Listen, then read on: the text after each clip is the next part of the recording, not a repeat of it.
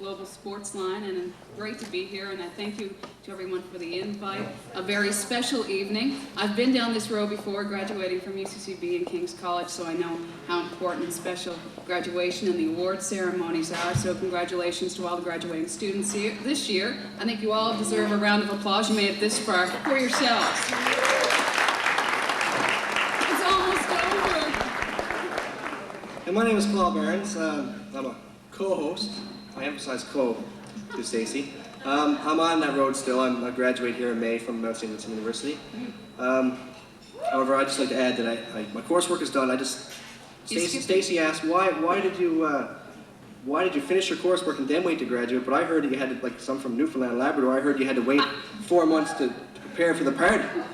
Well, if you want me to talk about my graduating parties, it'll take longer than a couple of hours that we have, and I don't want to hear about it. I'm a Cape Breton, he's a Newfoundlander. You're in for a fun evening, let me tell you. Cheers. I guess first of all, typically what I'm about to do now is done at the end of the evening, but I'd just like to congratulate Ron Potty and his staff for putting together a magnificent evening, the tables, everything. All the candlelight, you can hardly see all the faces that are piercing and looking at you right now. Just kind of meshes in. This kind of intimidates me over here, but it's okay. Just wave, it'll, wave. Anyway, we don't want to keep us up here too long, so what we're going to do is pass it along now. Well, first of all, I'd like to call upon the president of our university, Sheila Brown. She'll have a few president's remarks. Thank you.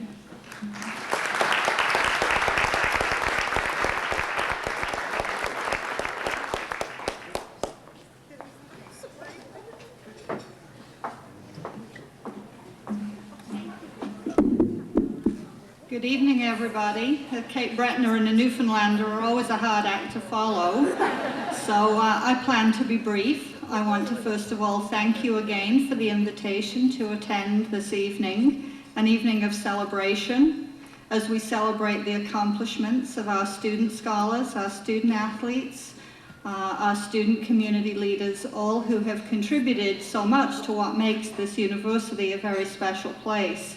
And it's my pleasure to join you this evening. I always look forward to the evening, and I think I can look forward to it this evening because I don't think I'm shown in any slides or photographs doing anything incriminating this year, or at least I certainly hope not. So I want to congratulate all of you on behalf of my colleagues here at the Mount, and many of you will be recognized individually later.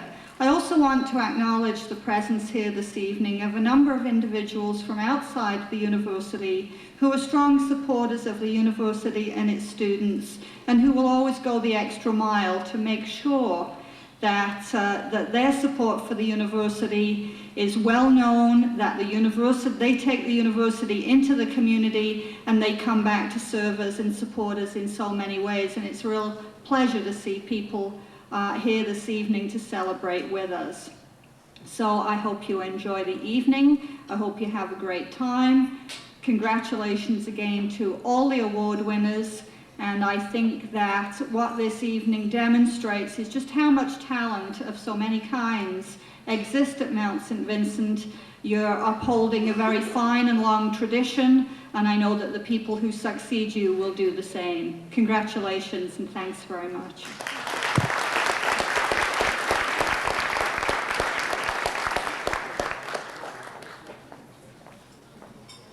Thank you very much, Dr. Brown. Just a quick word that Wanda from Versa is going to direct each table when to go to the buffet. And so just watch for Wanda and she'll tell which table to go where. Right now I'd like to introduce Martha Martin, who's going to be doing the blessing for us.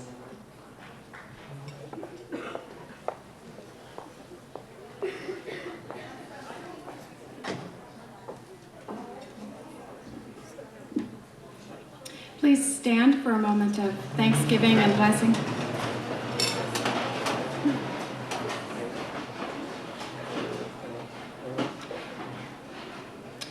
Spirit of life, we gather this evening to celebrate and honor the talents and resources of this community of Mount Saint Vincent University.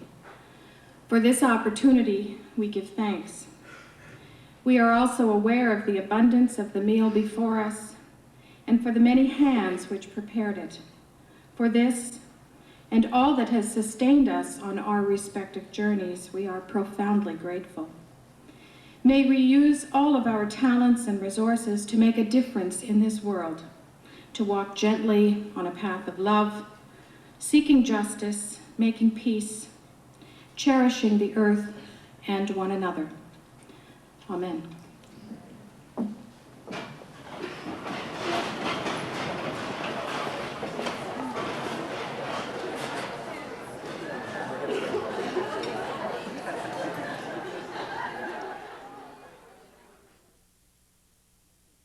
Thank you. I'm much more comfortable up here now. I think the food service deserves a round of applause because that meal was amazing.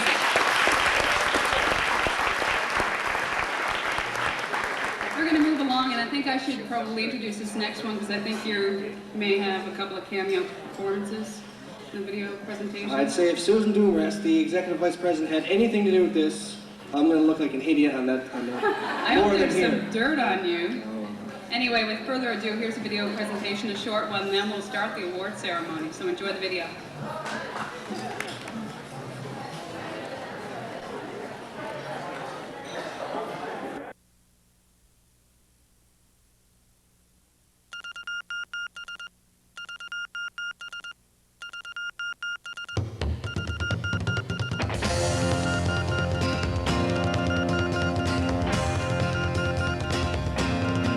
I've got a smile on my face and I've got four walls around me. I've got the sun in the sky, all the water surround me. Oh, you know, yeah, I win now and sometimes I lose. I've been battered, but I never bruise. It's not so bad. And I say, wait, hey, hey, it's just an ordinary day, and it's all your state of mind. At the end of the day, you just got to say it's alright.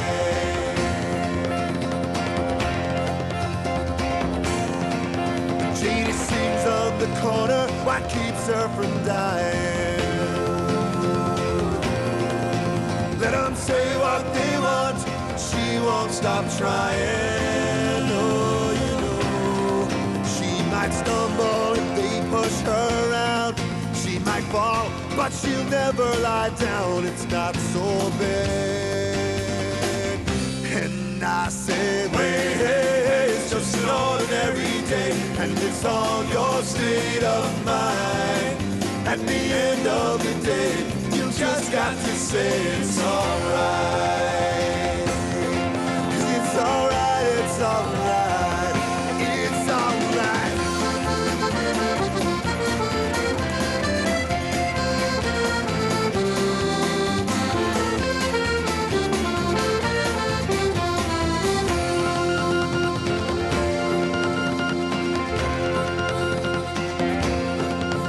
In this beautiful life, there's always some sorrow. And it's a double-edged knife, but there's always tomorrow. You know, it's up to you now if you sink or swim. Just keep the faith that your ship will come in. It's not so bad.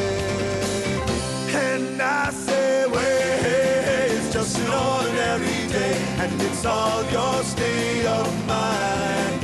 At the end of the day, you just got to say, I say, wait, hey, hey, it's just an ordinary day, and it's all your state of mind. At the end of the day, you just got to say it's alright. 'Cause it's alright, it's alright. 'Cause I've got a smile on my face and I've got four walls around me.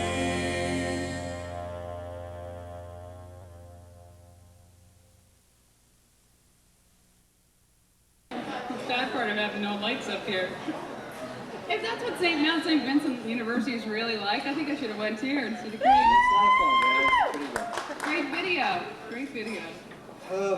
It's a big time now. We're going to get on with the awards. There's so many to give and so many people well-deserving, and congratulations to all of them as we go through them tonight. Hey, first of all, just a point of order. If if you see on page 5 of your program, it starts off with the Academic VP office. We're not going to start with those awards. Rather, we're going to turn to page 7, start with the Modern Languages Awards, and after those awards, we will go back to the Academic VP office and follow as is in the program. Now they got you totally confused. Okay, so what I'll ask now is for the people presenting the Modern Languages Awards to come forward. Presenters Mary Lucy Tarpon, Lise Fillmore, and Carol Hartzman. If you please come forward and present the following awards. We're also going to ask, too, that the presenters of the awards read and describe perhaps a little more what each award is about. And Go on to announce the winner. Right. so if those presenters can come forward. Did they eat their cheesecake yet? Here they come.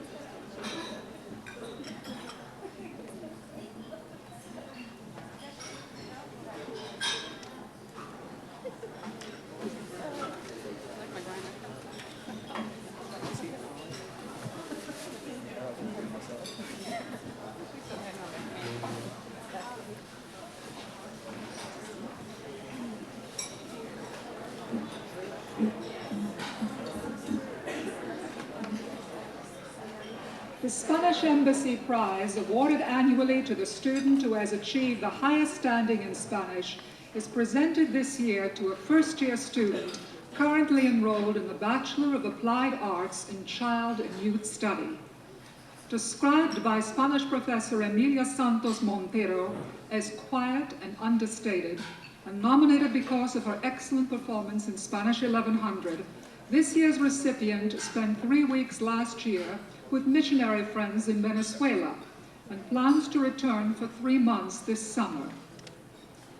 When asked about her experience in Venezuela, she commented that the people seem, and I quote, much happier than we are and with less material wealth. As she is contemplating living and working in Latin America upon graduation, she will continue her Spanish studies, motivated by the knowledge that they have been and will in the future be most useful to her. It is with great pleasure that I present the 1998 Spanish Embassy Prize for highest standing to Erin Hawkes. Erin?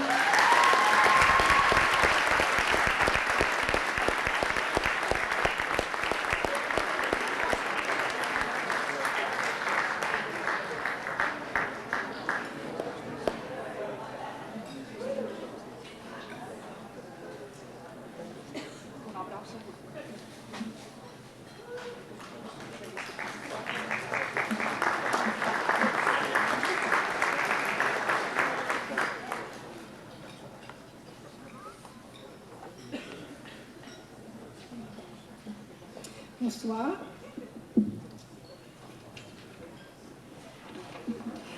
The first item on our list for the French prizes is the Sister Rose Celestine Prize for French, which is actually an alumni association prize. I believe somebody from alumni association will come and present the prize, might be later according to the program. But I will describe what it is. It's for the student who has done the most progress in French courses at levels 200 level or above. In many times where we have suggested this award, suggested the nominee has been a mature student. And I'll tell you something about how hard the mature students work. This year we have a young man from Petit Gras in Cape Breton. And he had some work experience first in the lobster business, but he decided he wanted to not to spend his whole life in the lobster business, so he's coming back to the Mount and wants to do an education degree in French. So the awardee for the Rose Celestine Prize in French is Jean-Marc Gaudreau.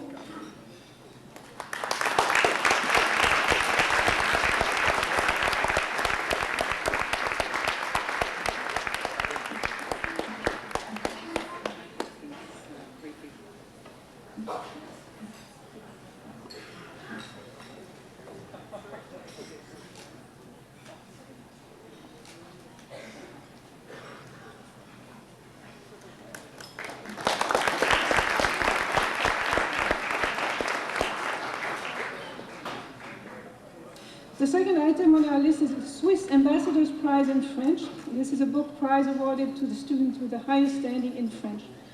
The prize is awarded tonight to Jocelyn Melanson. Unfortunately, Jocelyn cannot be here. She is attending a class which meets at this very moment. And also, she could be having a baby anytime too.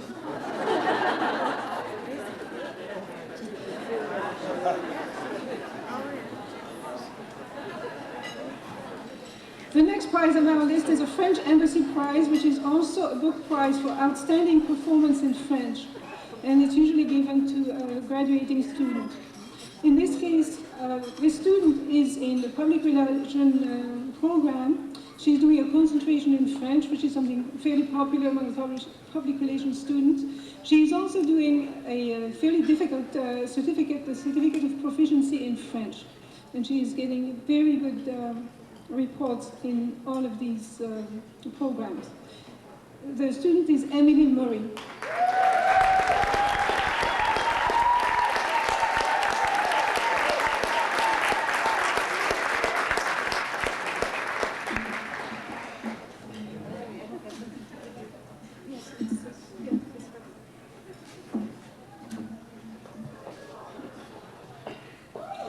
The next prize given by the Modern Languages Department is the Danny Weston Memorial Prize in French, which is in memory of a student several years ago. This is given to a third-year student in French who has demonstrated outstanding progress. Again, this is being given this year to a public relations student doing the concentration in French. There is a book, we don't have a book right this minute, but she will get her book. The student is Anne McInerney.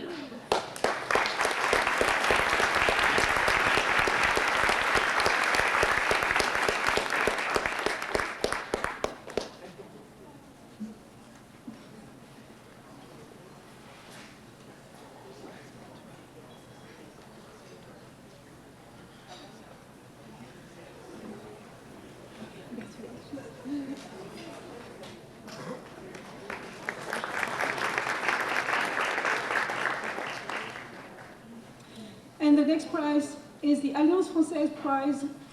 This consists of a book prize and a one-year membership in the Alliance Française, which is a francophone organization which is active in a number of countries and is especially active here in Halifax. This is to recompense competence in French and overall leadership in organizing cultural activities within the French section of the Modern Language Department. The student, unfortunately, is not able to attend tonight because his mother in New Brunswick is ill right now, so he goes there every chance he gets. This is James Gillespie.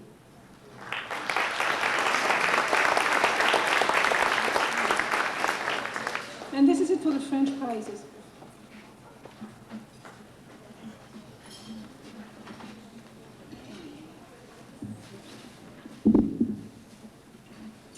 Now we come to the German prizes. The German Embassy Prize is a book prize awarded to a student at the beginner's level for outstanding progress. And I must stress the word outstanding, because this person has shown such a terrific grasp of the German language. And let me tell you, many people think that German is easy because there's so many words that are similar. But as soon as you get to the cases, you know, the accusative, the dative, and to the past tense, where the verb comes at the very end of the sentence, it's a different story. However, this student has noticed these little difficulties right from the beginning. And what amused me, also, she has written little inquisitive notes on homework and tests, or tried to justify a word, for example, she didn't remember, by saying on the test, I forgot the word, but I know it has to be in the dative case. Now, this talented third-year student studying languages in psychology is Julie Doucette.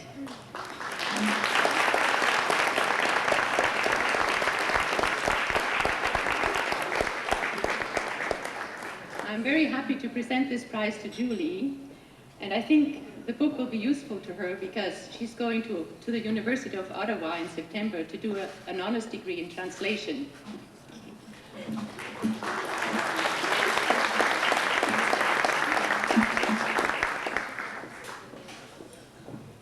The second German prize is the Swiss Ambassador's Prize, which is also a book prize, awarded to the student with the highest standing in German.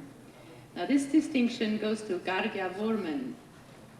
And I'm very happy to have Gardia in my German class, because you need a more mature person to get the use of the polite form Sie instead of du across.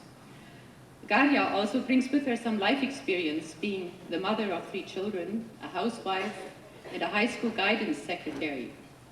On top of that, she's been pursuing a BA in English at the Mount since 1996.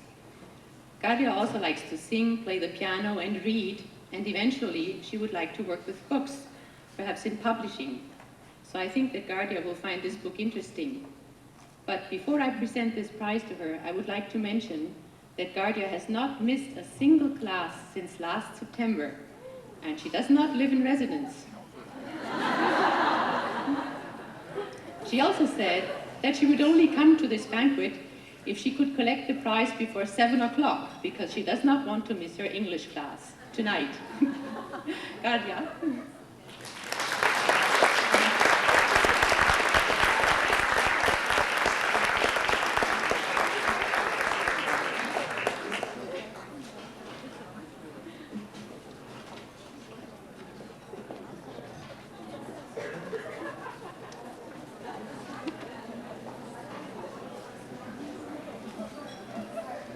Now, the next award is from the Academic VP Office, and I call on Dr. Judith Woodsworth to hand out the award for exceptional contribution to enrollment management.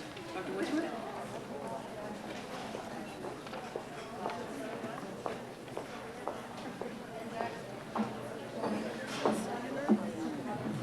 The lights are bright here. When I was a rookie vice president, way back in July, I had a lot of tough things to do. I had to go and play golf at the alumni golf tournament, and I'd never played golf in my life.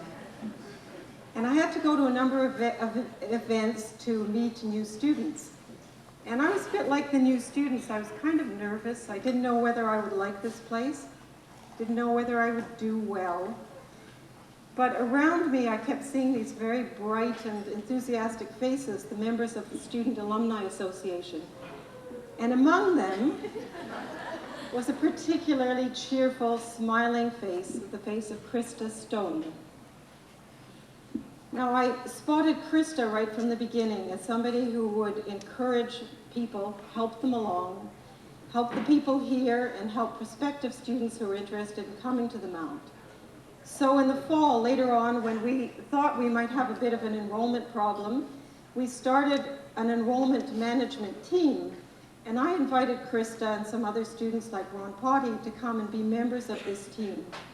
And we did a lot of work throughout the fall, and as a result, enrollment went from about 3,500 in December to 3,825 in January. And one of the things that we did in the fall was to telephone some of the students who had been accepted but didn't come, and some of the people who were here last year but didn't come back. And that work was done by a group of student volunteers who came and telephoned, and sometimes we gave them pizza. After a while, they got tired of pizza, and they said, just forget it. But they turned up and they telephoned, and as a result, we got a tremendous response from the people who were called. They really enjoyed that personalized attention, and we learned a lot, and I think it helped to make a few more people come back in the winter term. And to recognize her leadership and her outstanding contribution to the enrollment management team, I would like to present this plaque to Krista Stone and say congratulations.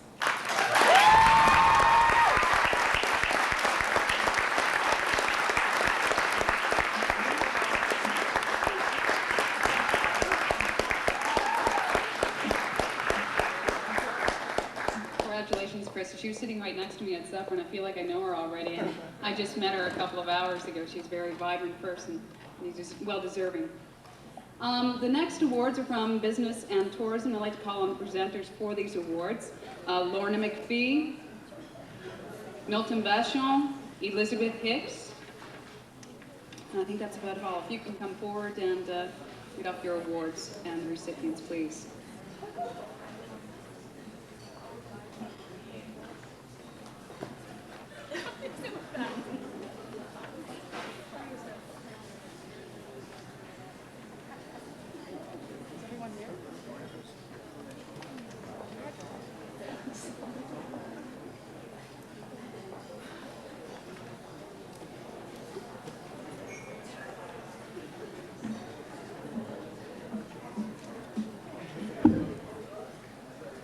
sort of going slow because I thought somebody else was coming up, but nobody wants to be first, I guess.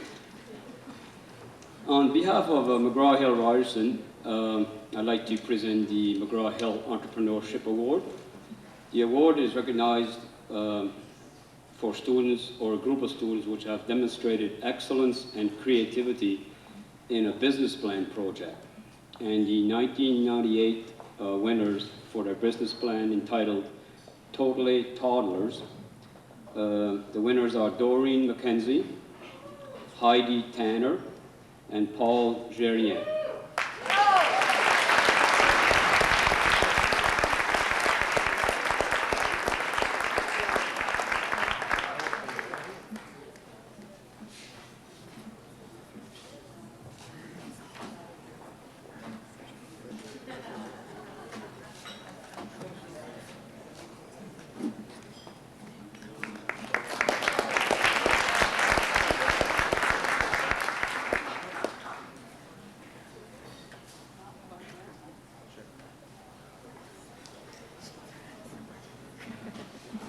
I guess Elizabeth Hicks is not here?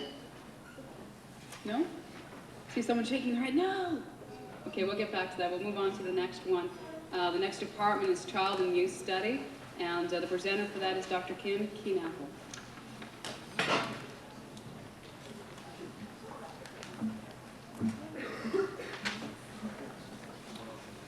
The recipients of the Child Youth Study Award are selected by faculty in accordance with their academic performance, their contribution to the program in terms of their fellow students.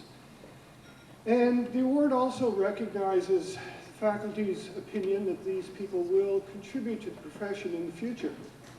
The award consists of a professional journal and the recipient's choice, and it's my pleasure to award Tamara Jennings and Renina Manning with the Child Youth Study Award.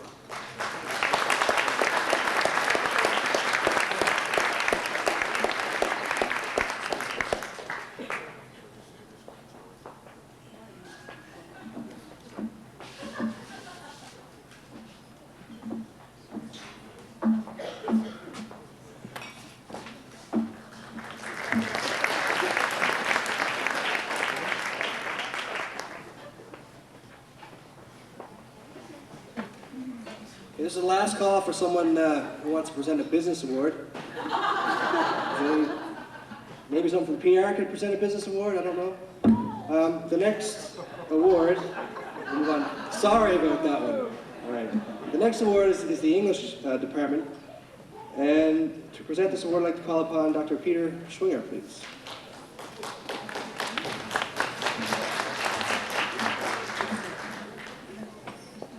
The Mrs. Angus L. MacDonald Prize is often given for creative work, and indeed Peggy McKinnon might have won that with a wickedly witty parody of Poe's poem, The Raven. However, the English department really awarded this prize to Peggy for a whole series of essays which, besides their extraordinary intellectual content, were written as if with the tongue of an angel. Peggy McKinnon has reminded all of us that creativity, energy, passion, and eloquence are an important part of any intellectual endeavor, and I thank her for it.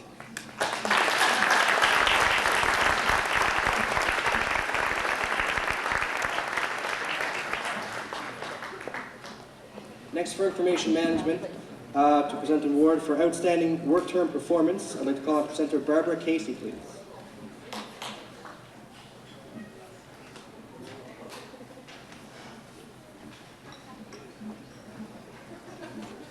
We have two awards this evening, and I think I'd like to share with you some of the comments which these two students received from their co-op employers, and that'll show you why we've chosen these two gentlemen tonight. The first presenter everyone know, or the first recipient everyone knows very well, Ron Potty,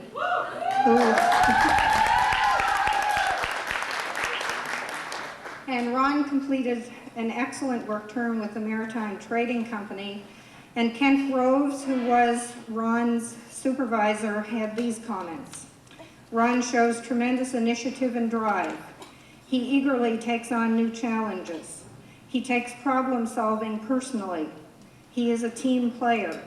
He is helpful and empathetic to those less capable. So now you know why we chose Ron. And the second person, and we'll get them both to come up at the same time, is Kevin Peddle.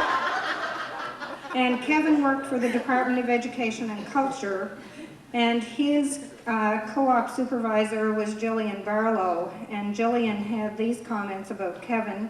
Kevin's strengths are in his management skills. Kevin is a careful thinker who weighs the consequences thoroughly. I learned a lot from Kevin. I would welcome working with Kevin in any capacity. So we congratulate both Kevin and Ron.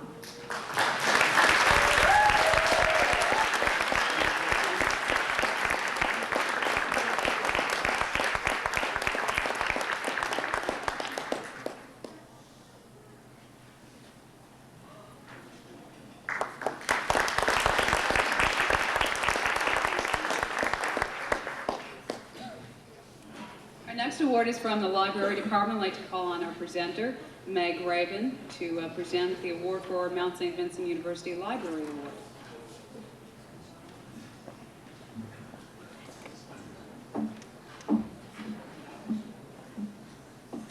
The Library Award is new this year, and this is a prize presented to an undergraduate student who demonstrates outstanding library research skills as evidenced in a research paper.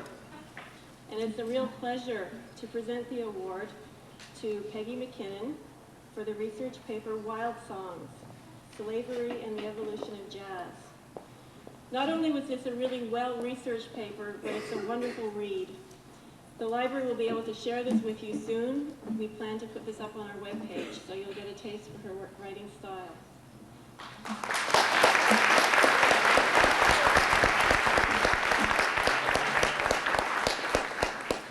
Our next two awards are from the Psychology Department. I'd like to call on Dr. Jen McLaren to announce the winners of those two awards for the Donald Hebb Award and Brenda Milner Award.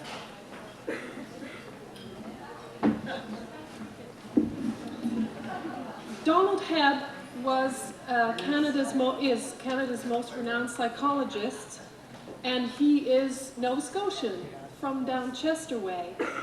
And he taught many introductory psychology students at McGill and wrote an introductory psychology textbook, which is why we named this award after him. We give it to the student who has the most outstanding marks in introductory psychology and who goes on in the psychology program. And today I'd like to present Tara Harris with this award.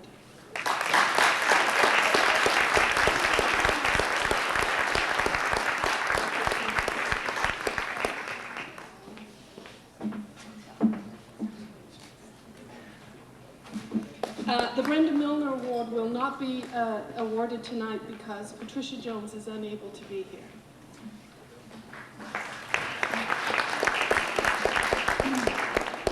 Our next award's from the Religious Studies Department, and I'd like to call on Margaret Lake to present that award, and Dr. Randy Warren also for the Catholic Women's League Book Prize. Would you come forward, please, both of you?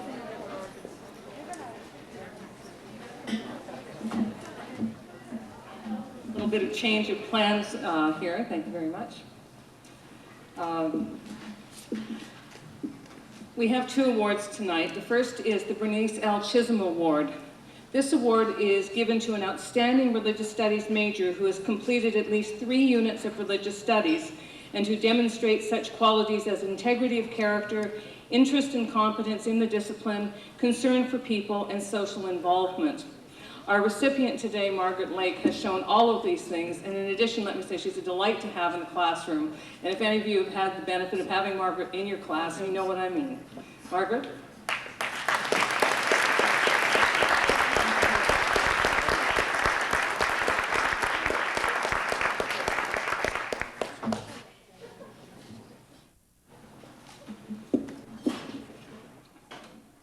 The second award is the Catholic Women's League Book Prize.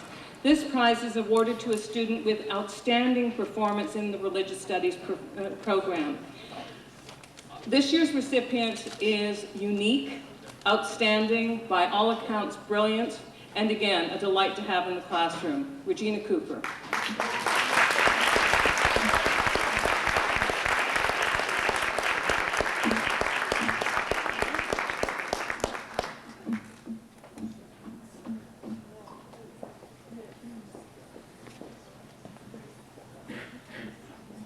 Next, before we get on to sociology and anthropology, I just want to note that the public relations omission was not an oversight on our part. Mary Barker was unable to attend, but having said that, perhaps a business student would like to come and present the Now we're even. Now we're even. Moving on. The sociology and anthropology department have a book award. I'd like to call upon presenter Dr. Norman Okihiro, please, to present this award.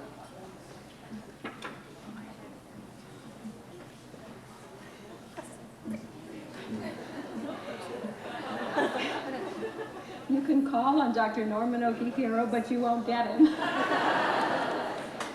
Each year, the Sociology Anthropology Department awards a book prize to the outstanding graduate in Sociology Anthropology. And this year, the book prize goes to Jeannie Greeno. Jeannie actually graduated in the fall convocation, and we are delighted to recognize her outstanding record at the Mount and her outstanding work in her honors thesis work with us. Jeannie's area of interest is in criminology, and she is actually working on a master's degree now at Acadia in this area, and she plans to go on in criminology as a student or as a professional. So, Jeannie.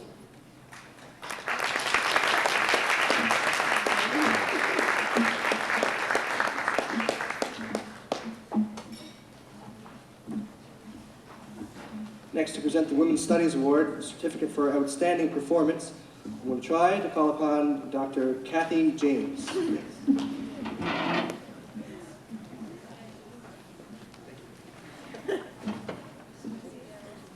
And you succeeded. The Certificate for Outstanding Performance in Women's Studies is awarded to a student who receives the highest final grade in Women's Studies 1100. And I'm very pleased to present it to Deborah Hockley. Her teacher, Marie Hammond Callahan, was very pleased with her performance in the class and really enjoyed having her there. One of the things that Deborah was telling me before this award ceremony was that she combines her work here with work for the Federation for Foster Family Associations. She's pursuing a BA in General Studies, and she minors in psychology and religious studies, and one of the things that she noted was that women's studies allowed her to pursue an interest that she has in religious studies, and she's hoping eventually to go on to a master's in divinity. So without further ado, I'd like to present this to Deborah Hockley.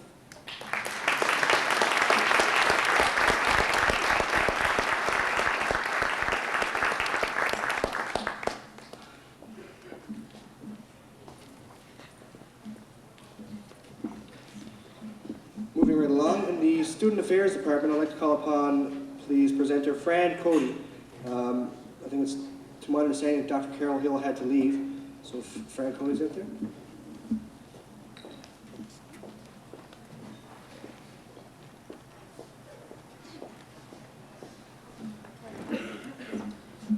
Well, good evening. I'm really pleased this evening to make this presentation to Jenna Chesson. The Student Affairs Award is given each year to a student who has made a significant contribution to the lives of students on campus. And Jenna has, in fact, been a resident assistant in Evaristus Hall. She's been a resident assistant in Virtus, and this year she's done out of CC. And as we were sitting out there while these presentations are being made, Jenna's sitting there saying, oh, she was one of my Evaristus girls, or she was one of my Assisi girls. Now, granted, she hasn't been saying that about any of the guys, but maybe that'll change in the future. Anyway, Jenna, on behalf of the Student Affairs Department, I'd like to make this presentation to you.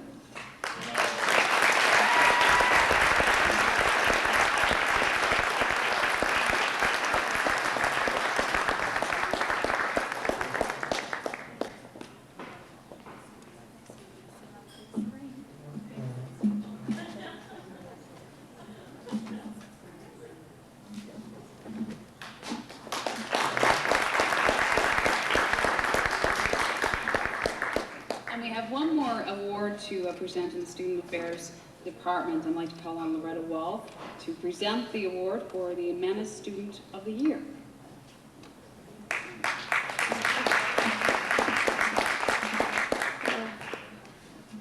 Okay, every year Menace students actually choose a student of their own choice, a student who's made a special effort for them to keep them in school, to keep them motivated, help them with work, tutor, and such a thing.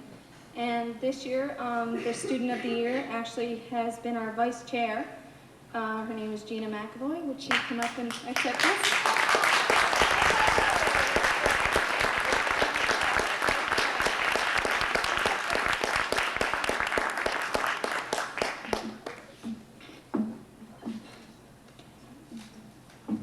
And also, if I could just take a moment, I also have an award, well actually it's a certificate of friendship. And I think it's something that's, I don't know, it just means a lot to Menace to present something to Student Union as a token of our getting together and making a difference with students at MSVU. I don't know if Rhonda wants to come up,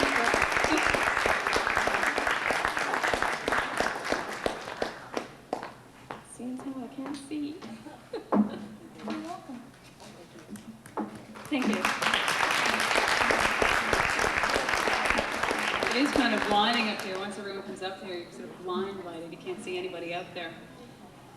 Next, the Community Award. I'd like to call on the presenters, Carol Hartzman and also June Lumsden, to present the Community Awards. Actually, we have two of them to give away. Could you come forward, please, both of you? I can't see.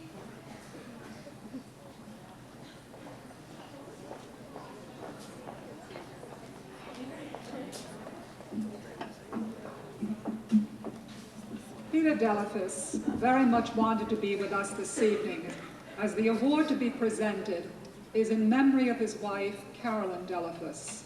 However, as he is the NDP candidate for Halifax Citadel, and as tomorrow is election day, we encouraged him to attend to more pressing duties. I do, however, have some words from Peter which he wished me to express to you. I'm sorry I can't be there in person to present this award to the Mount community for your outstanding achievement in raising funds and participating in the Run for the Cure.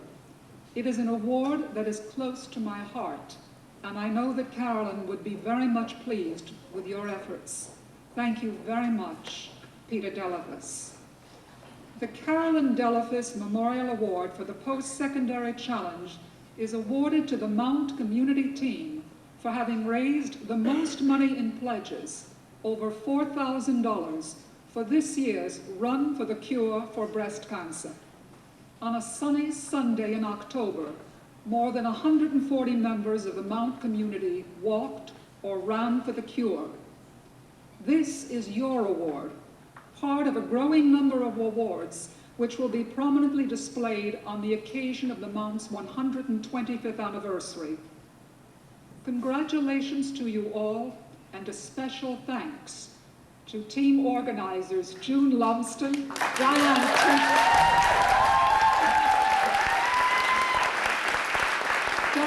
Tinkham, and Alana Mason. Thank you.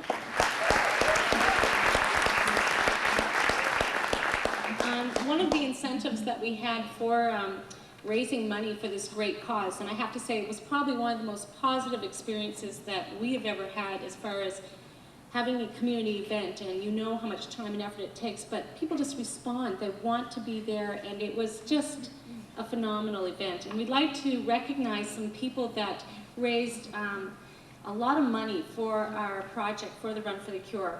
Terry Harnish, if Terry could come forward, she raised almost $1,000 and is a community member and an alumna of Mount Saint Vincent. Terry, if you could come forward.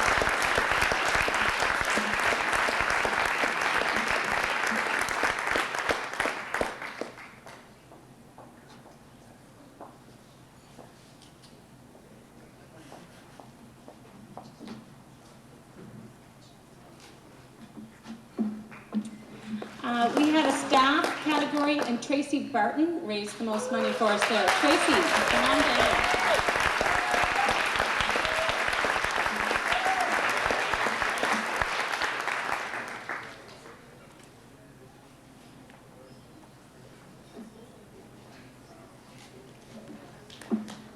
From the student category, Alana Mason.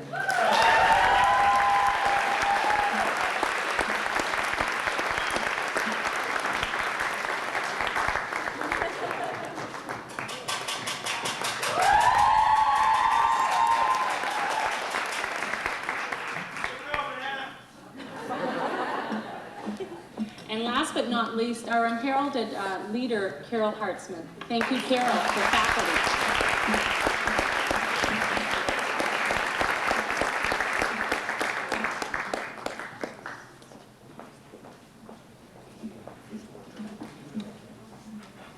That wraps up the community, student affairs, and academic awards. I think it's only fitting now, before we move on to the alumni awards, that we backtrack just a little bit and give everyone a huge round of applause for everything that they accomplished here at MSVU.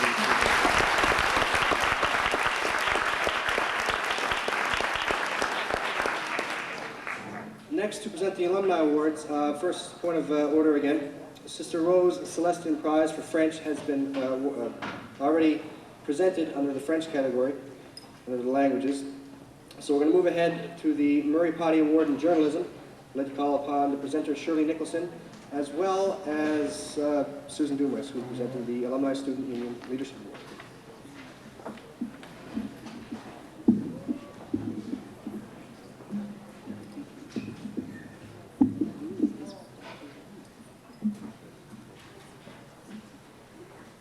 The Murray Potty Annual Award in Journalism is awarded each year to the editor or editors of the Pickerel to commemorate the 25th wedding anniversary of Dr. T.J.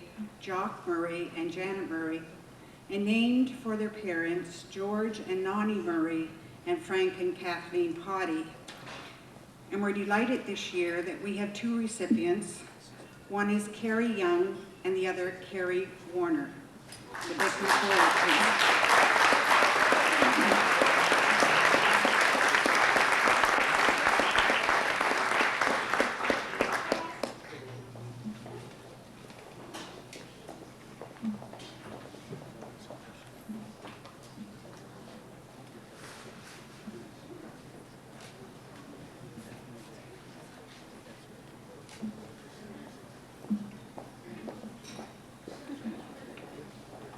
Where's Sue?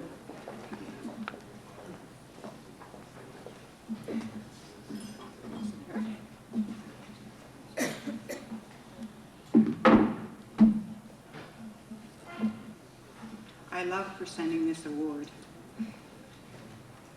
On behalf of the Mount Saint Vincent Alumni Association and the Student Union, Sue and I are very pleased to present the 1998 Alumni Student Union Leadership Award. The award recognizes not only student involvement, but the willingness to become a leader. Leadership involves participation, dedication, guidance, developing friendships and bonds, fostering of new opportunities, commitment, and accomplishment. The committee was particularly pleased to receive nominations that exemplified the exceptional involvement of students from various walks of life at the Mount. In addition, the many nominations illustrate the Mount community's appreciation for the time and effort these individuals spend as leaders of the Mount Saint Vincent University.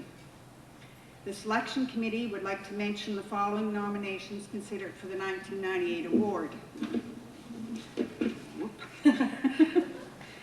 Jan Cleveland, Rhonda Coleman, Kelly Corday, Timothy Gibb, Rayan Gray, did I pronounce that correctly? That's okay. Okay. Susan Lafort, Andrea May, Margaret Ann McIntosh, Julie Quinn, and Christy Smith. And I think we should have a round of applause for all the nominees.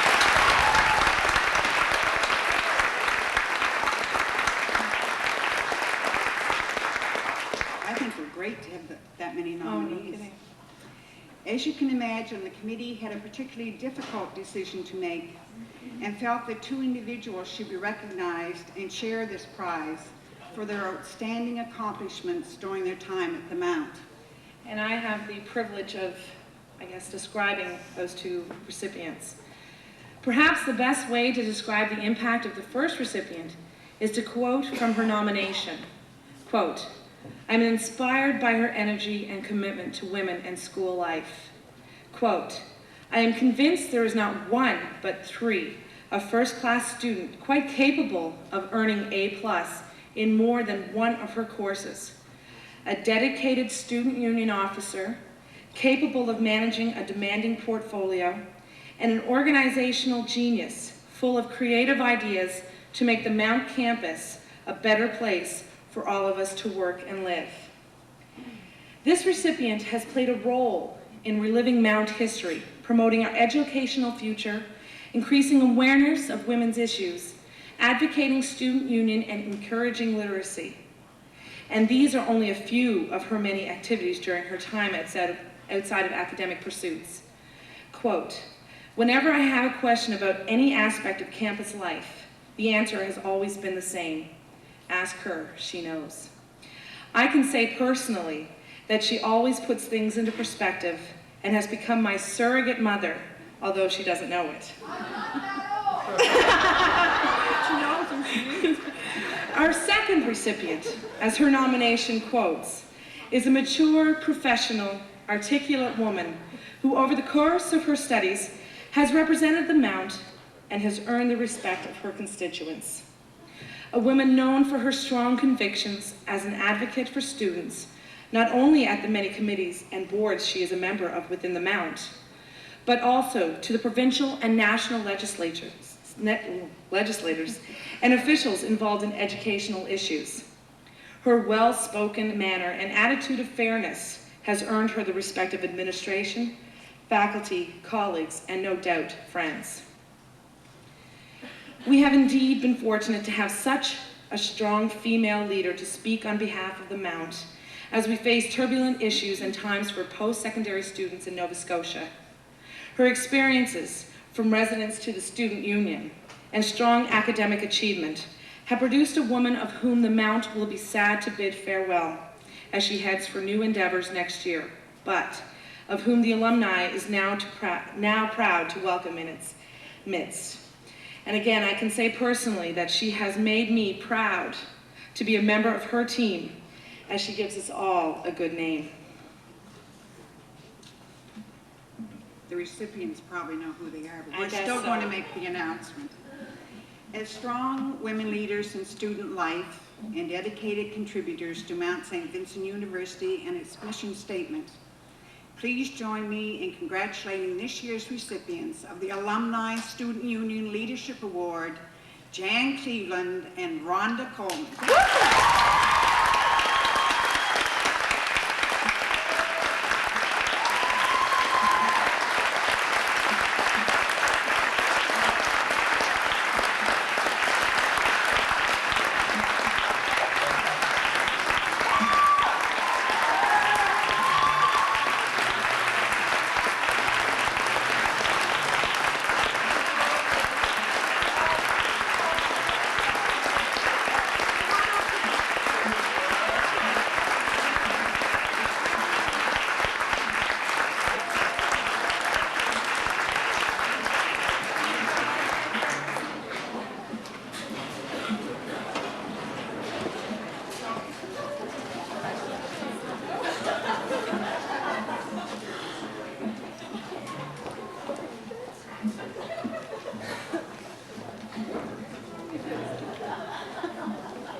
You follow that. Good luck, Wow. Belle. I'll let you do the talking.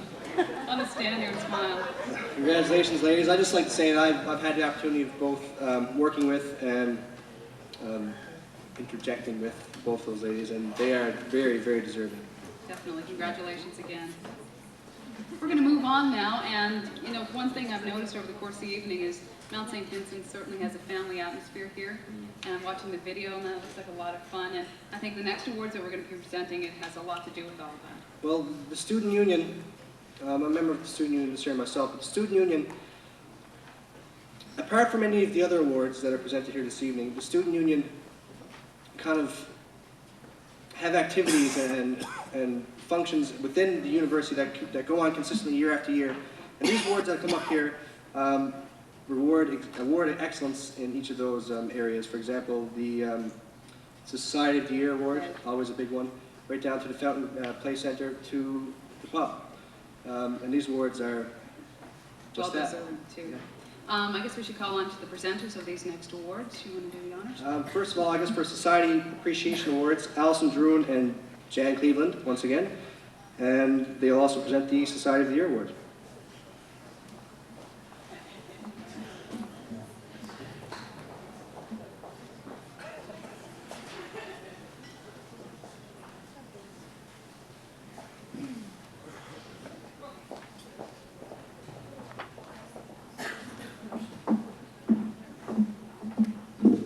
It is bright up here. The most important role in any society is that of the members within it. This year, I have had the privilege of working with 29 student societies and their members. I have seen the amount of hard work and time these people have put into planning events, scheduling meetings, and promoting campus spirit. I also admire their dedication towards student involvement, and I'd like to at this time call upon members of various societies who have worked hard all year in enhancing society life and student involvement at the Mount through their societies. From the History Society, Cheryl Humby and Dale Croce.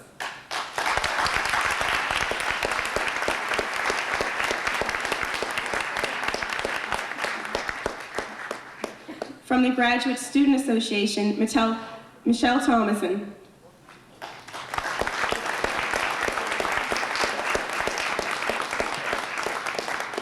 From the Child and Youth Studies Society, Tamara Jennings.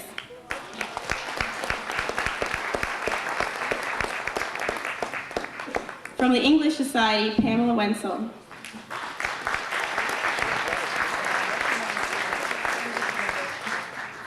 From the Student Alumni Association, Tanya DeGo, James Tilley, Shelley O'Coin, and Terry Hudson.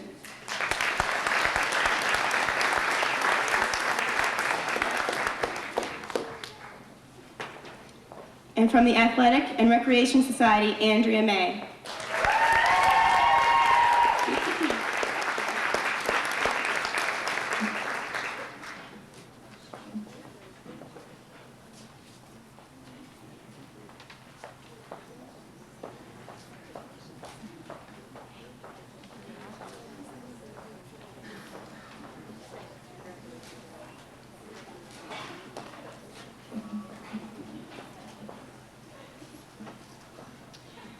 As we all know, societies play an important role, especially on the Mount campus.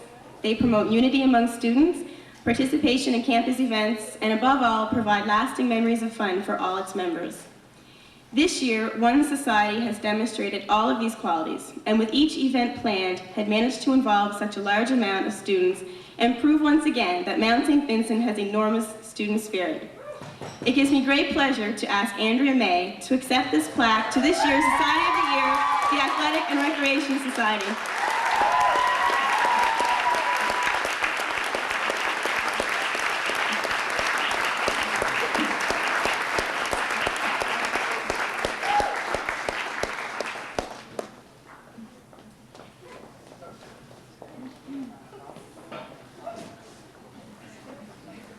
Next, I'd like to call upon Ms. Patricia Carter to present the Fountain Play Center Awards. Award.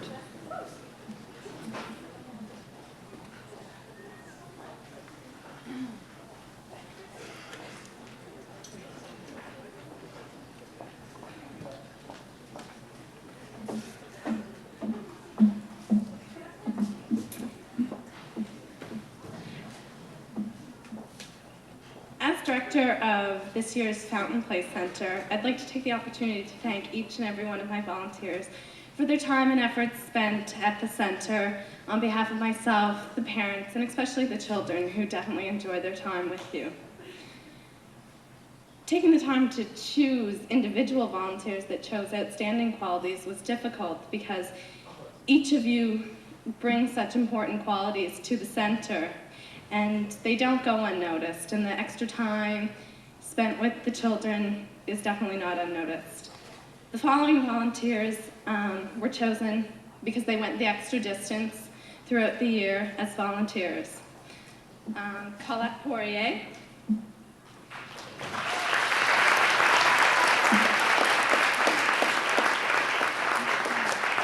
Mary McLeod,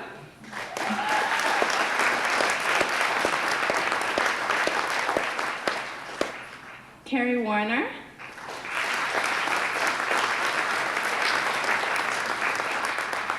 Leslie Reed, Krista Murray, keeps going, Jody Sullivan, Amy Jackman, and finally Jennifer Penny. Thank you.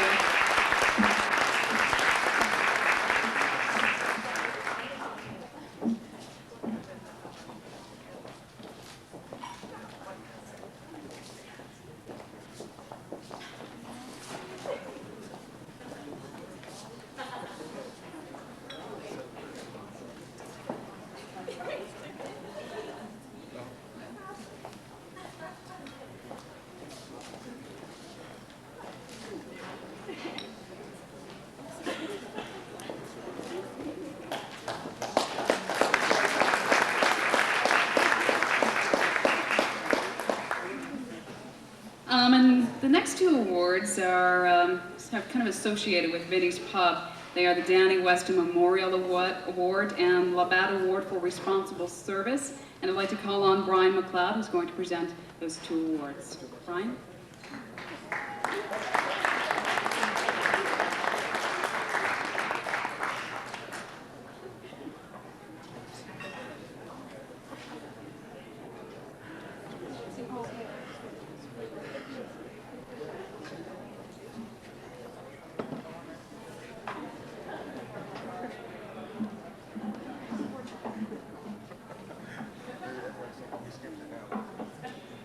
First of all, I'd just like to thank all my staff this year for giving me a fantastic year at Vinnie's Pub. I think we can all agree that it was a great fun year and really contributed to the life at the Mount. I suppose I should start by presenting the Danny Weston Award. This award is presented to the pub staff member who has shown outstanding dedication to the pub security. And this year's recipient, I think we all agree that if anybody's been in the pub, this man knows exactly what is going on in the pub at all times. You cannot get away with anything without it going past him. So I would like to call Kyle Marriott to come up and get his award.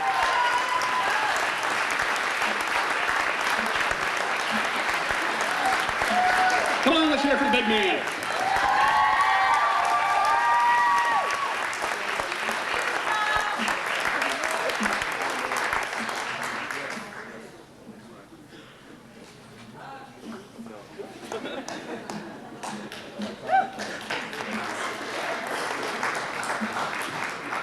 The Labatt Responsible Service Award is given to the pub staff member or members that have shown dedication to the pub and responsible service, and also friendly service, because most of the time responsible service requires you to be a little harsh. But the two members that I've chosen have shown that outstanding service, and they are the greatest example of what this award stands for. Unfortunately, one of the recipients couldn't make it tonight, and that is Elena Conrad. But the next recipient is here, and I'd like to call her up, Jennifer Pace, to receive her award.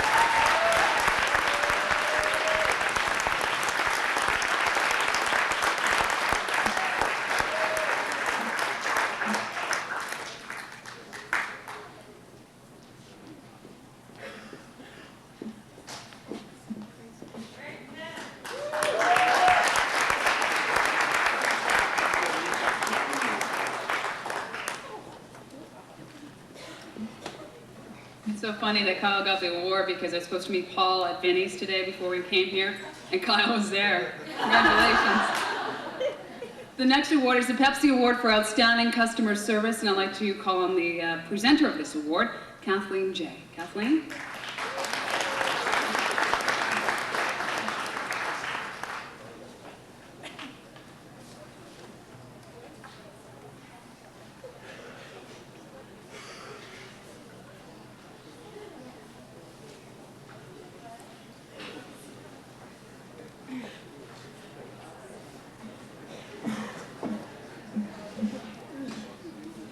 Good evening, ladies and gentlemen. I hope everyone is having a wonderful evening, and I think we can all agree that the Awards Night Committee this evening did a wonderful job planning this evening's events. I'm here this evening along with John Macon from Pepsi-Cola Canada to present the Pepsi Customer Service Award for Outstanding Customer Service. Each year, the Corner Store recognizes 2 staff members who provide exceptional customer service on a daily basis and go above and beyond what is expected of them. This year's Student Union was very fortunate to have 5 wonderful, dependable, and just plain terrific people working for them in the store. Joanne Adams, Beth Dalton, Colette Nickerson, Kathy Black, and Joey Rhodes. It was very difficult for me to choose only 2 people for this award, since all of these employees are such hardworking, dependable individuals who make the Corner Store such an inviting place to visit.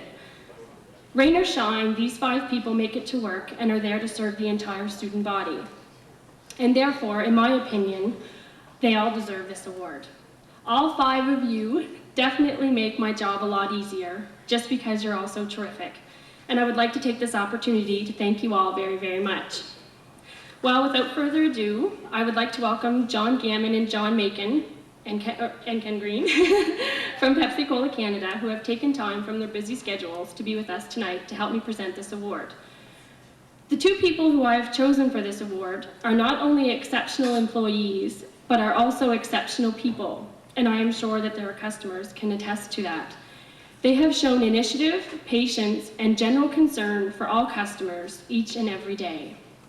I am honored to present this year's Corner Store Pepsi Customer Service Award to Joanne Adams and Kathy Black.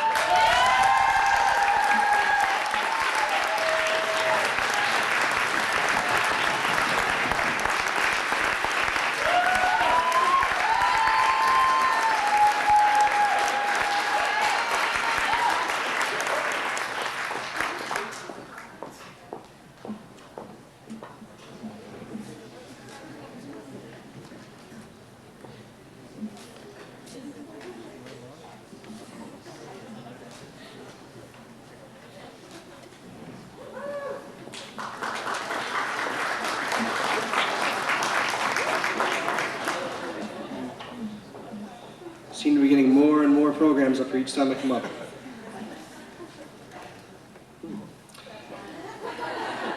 Give myself an award. Next to present the council pins, I'd like to call upon the presenter Susan Dumares once again and Reen Gray. These pins are awarded to those individuals who have contributed to student and university life in more than one area over the past year. Susan, Reen.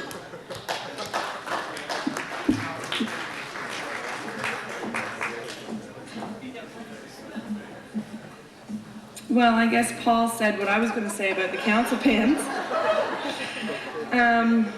Again, they are seriously awarded to individuals who have contributed to student and university life in more than one area in the past year. And for those of us who have been students in the past, realize how difficult that really is to contribute to student life and maintain a credible academic career as well. So I'd like to call upon the following people to accept their council pins from Reen Gray. The first one is Angela Bean.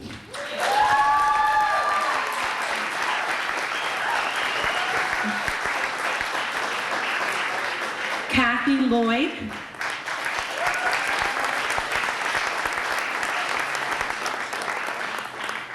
Mark Darrow.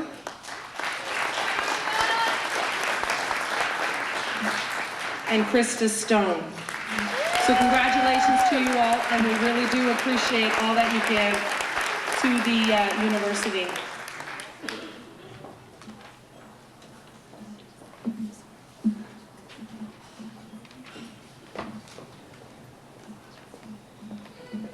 The next set of awards are grad council pins. Ron Potty and Timothy Agib would like to call forward now to present these awards. Ron says to me as soon as we go back to the table, he says, "Oh, don't say that, that's what I'm going to say, I don't have nothing written down."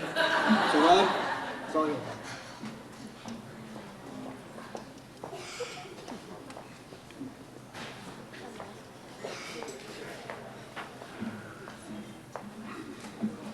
Good evening, everyone. here to present the grad council pins, and those pins are awarded to those few individuals who have contributed to student and university life in more than one area over their entire course of years here at the Mount.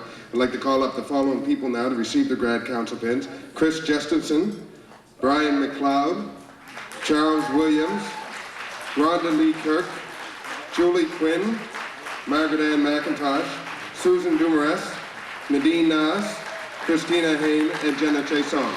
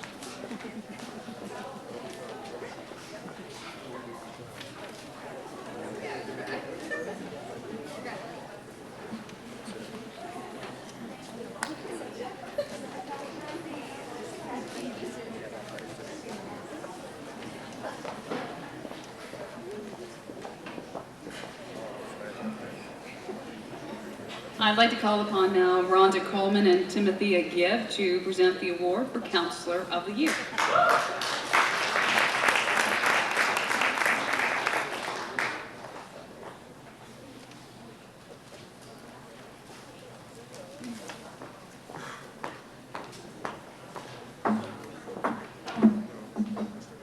Good evening. The Council of the Year is someone who has shown exemplary service to the Student Union through his or her duties serving on council, working with committees, and his or her constituents. I'd like to call upon Timothy Gibb to say a few words about our recipient this evening, and that would be McLeod Pully Pully. Same as Timothy.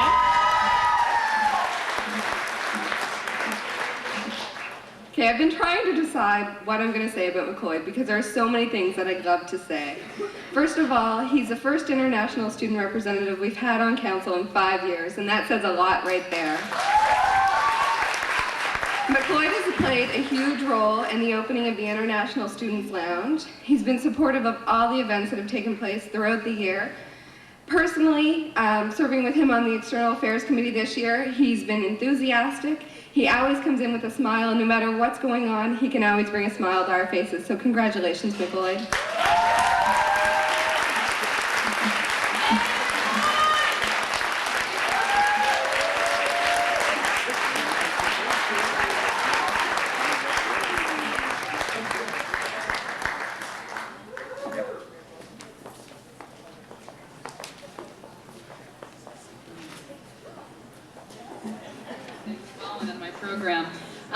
The next award is for Honorary Student Council Member. I'd like to call on Susan Demersk and Sheldon Miller to present that award, please.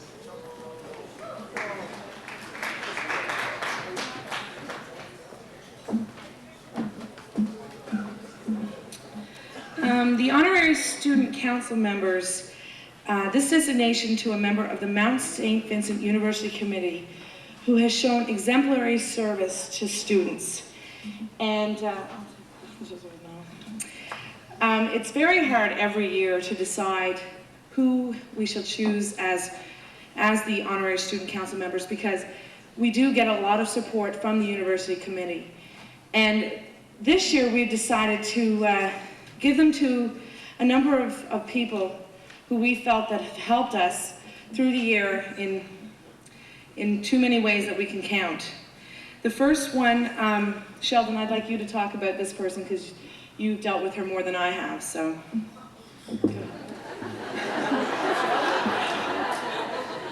Our first recipient comes from the Athletics Recreation Department. June Lumsden is our Athletics Director. she's not only been a friend to the student council, but the students overall, the whole student community.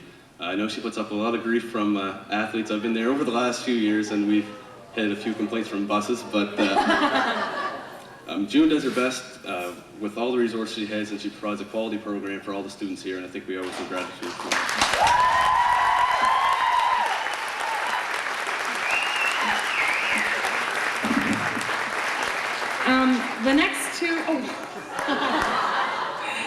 The next two recipients I have to talk about together because you can't see one without the other.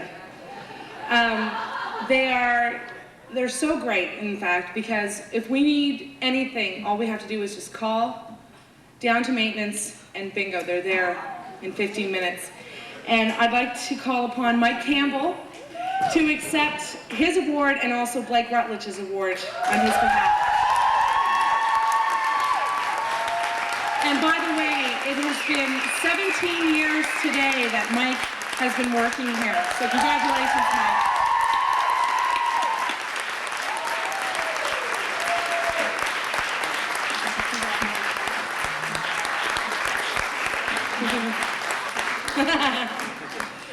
Our next recipient, well, what can we say about our next recipient? She's there, she's always there. We call her up and we say, what's the president's schedule like today? And she'll be like, well, I'll make time for you guys because we know you need her. I'd like to call upon Pat Butler, who more than deserves this award for honorary student council member. Congratulations, Pat. I hope it means something to you.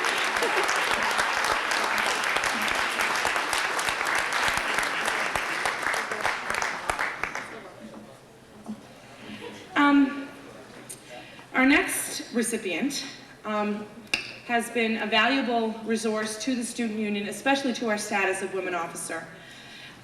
She has been a valuable resource to the effect that when we deal with women's issues, she's always there and she gives us the leg up, I guess, on the ideas and the ideas that we have to promote as a university.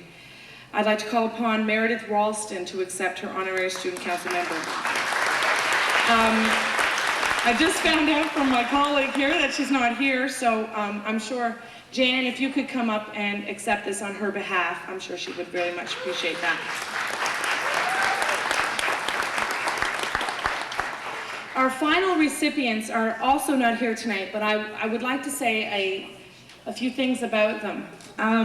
Back in October, I think it was, David and Margaret Fountain gave us, I guess, an endowment for the Fountain Play Center so the children could have a place to go and have great toys and things to play with. And unfortunately, they're not here to receive this tonight. They had other commitments. But I would hope that they would very much appreciate this. And I hope they know that we really appreciate the resources that they have given to us for the Fountain Play Center. And I know that we can speak on behalf of Patricia Carter, who very much appreciates, and as well as the children who very much appreciate the toys and the area that they have given. So I'd like to give this award to David and Margaret Fountain as well. Thank you.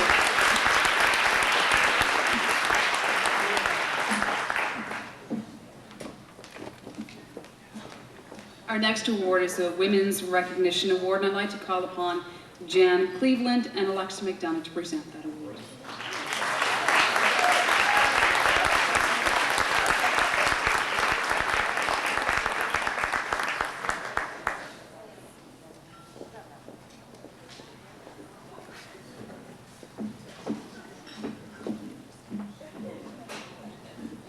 Well, this is really a wonderful, wonderful evening, and I want at the outset to say how privileged I am as the Member of Parliament for Halifax to be here and have a tiny little role in this wonderful event, sharing the platform and doing the honors, as they say. I think with Jan Cleveland feels a little bit like it would have felt if I'd had the opportunity to do the same last night with Sarah McLaughlin at the Juniors. She needs more money. So far, anyway. Let me just say that I think everybody associated with this event should be congratulated. I want to say my congratulations to all of the award recipients and all of those who've made this evening possible. And I particularly want to single out the organizers who chose the starting time of the event tonight and had the foresight and the sense of priorities to start early so that everybody could get home, or if not home, at least to Vinnie's Pub in time to watch This Hour Has 22 Minutes after 9 o'clock. You know, as Member of Parliament for Halifax, I have in fact 7 universities in my constituency. And they're all special. I don't want to single any out. But there are many things about Mount Saint Vincent that are particularly special and very near and dear to my heart. And one of them is the fact that Mount Saint Vincent is so very open and direct and proud of its very particular mission in advancing the status of women, in advancing women students, in addressing women's issues, and just taking up that very particular role to recognize that women have not always had an equal opportunity in the educational sphere or in society generally. It therefore is, I think, a very particular honor in this university for someone to be awarded the Women's Recognition Award. I say that because of the special place that Mount Saint Vincent is, but I also say that because of the particular time that we're in. I think there are some students these days that think there's no longer the need for feminism because women, of course, have achieved equality. And then there are other students these days who say, well, I know there's a big struggle yet to achieve equality, and we should really be involved in this sisterhood and solidarity stuff, but there's an awful backlash going on, and I don't know if I really want to be on the receiving end of that. And so I think those who do provide leadership in advancing the status of women, improving conditions for women on campuses and in society generally are to be very much appreciated and recognized these days. And it therefore is a great privilege for me to be part of recognizing the student that has been selected from among her peers. And I'm now going to turn it over to Jan to open the envelope, so to speak. Thank you very much.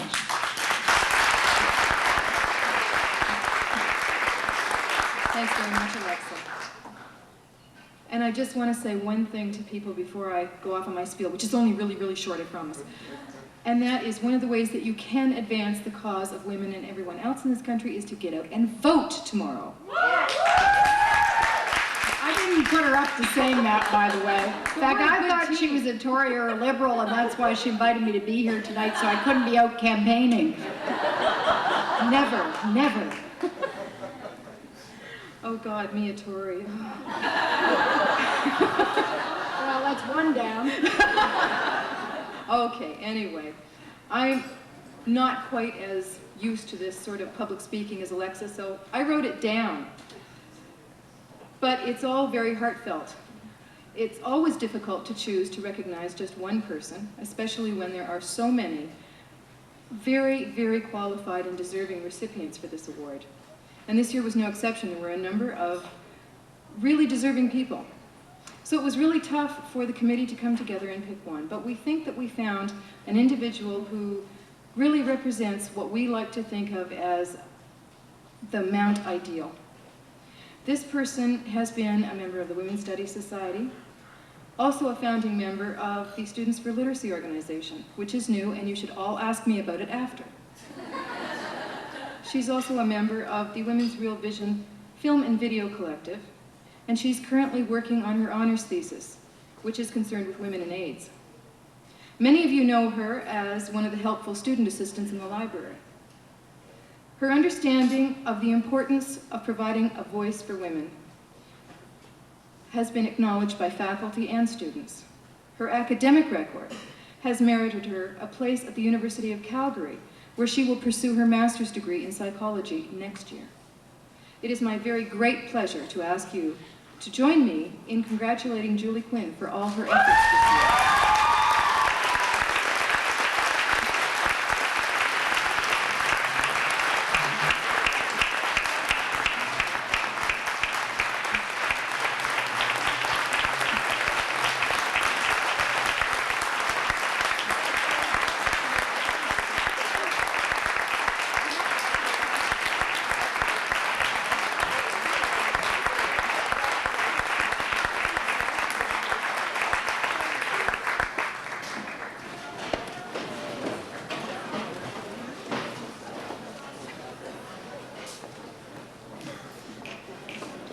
Congratulations, Julie.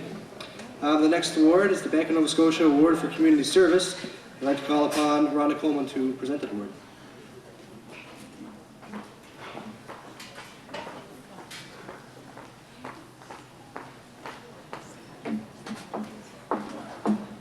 Ron Potty is also going to present this award with me. Forgot about Ron, you can't do that. First of all, I'd like to make some apologies. The individuals from Scotiabank who were originally to present this award are ill with the flu. Many of us have come down with that in the last couple of weeks, so we do apologize. They were unable to be with us. John Bully from Halifax could only be with us till approximately 7 p.m., so it shall be Ron and I to present this award this evening. As we have read, the Bank of Nova Scotia Award for Community Service is presented to recognize a full-time MSVU student for the individual's dedication as a volunteer in a nonprofit organization or project. The student must not fulfill his or her work in an elected or appointed position of the MSVU Student Union. The individual must demonstrate that his or her work improved our community, the university community, or otherwise.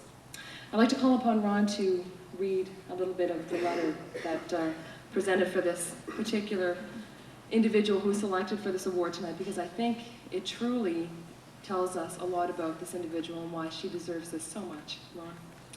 Okay, this letter nomination came from the PR department, and I'll just read it as it says.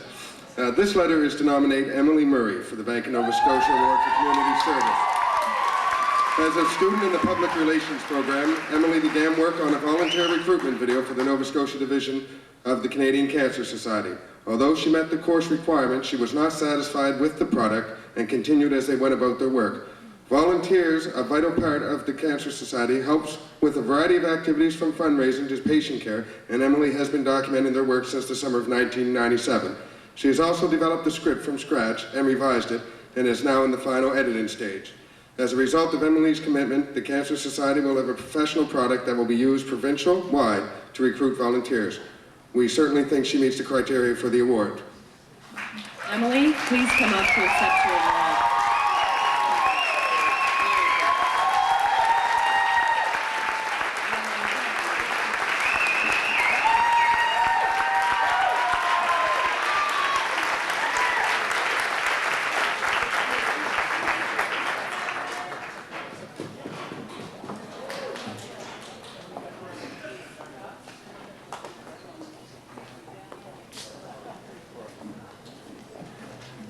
For you to run away, Rhonda, you're going to present the President's Recognition Award along with Susan Dumarsk.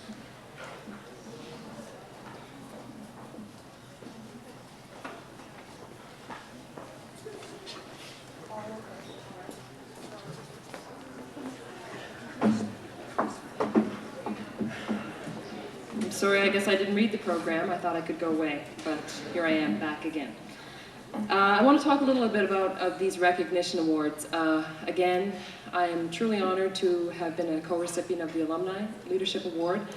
And now in my capacity as president of the Mount Saint Vincent University Student Union, I have the ability to honor those who I feel have truly excelled in their leadership abilities, their commitment, and their time they have volunteered to the Mount Saint Vincent University community. Now, traditionally, these awards have been given out to individuals. I'm doing this a little differently because, again, I may be the president, but I'm a little indecisive when it comes to picking the individual person. So I sort of decided to honor departments and a society as well. In addition, I also felt that many of the groups on campus do a tremendous amount of charity work. And I felt that it was only prudent to make a donation, in addition to the recognition award, to a charity that I felt that these societies and departments were particularly committed to. So, my first award is going to be given to a staff of people that I was privileged to work with in my second year of university. A group of women who truly go beyond the call of duty. Excellent individuals orienting the new students, living in residence, doing a lot to promote and really encourage people to stick with university and stick with our commitment and our mission. I was very pleased to be part of the member of the housing staff in 95-96, and I am equally as pleased to present this to, if I may call on Margaret Ann McIntosh, Jenna Chasson, and Francis Cody to accept this, and the charity that I've donated money to is Barney House, so please.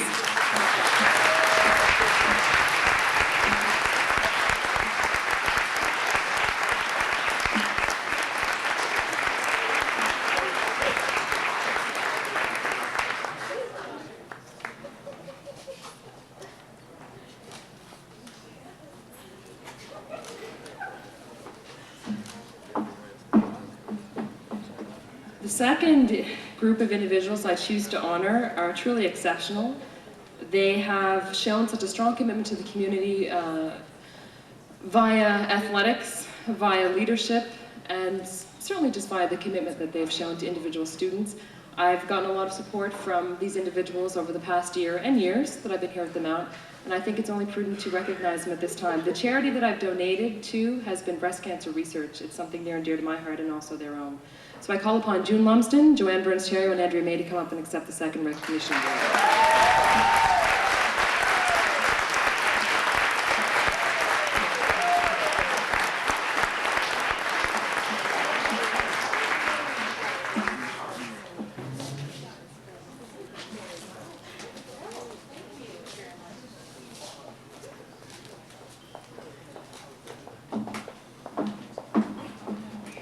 And now for my third and final recognition award, and these are people that I am very, very pleased to know.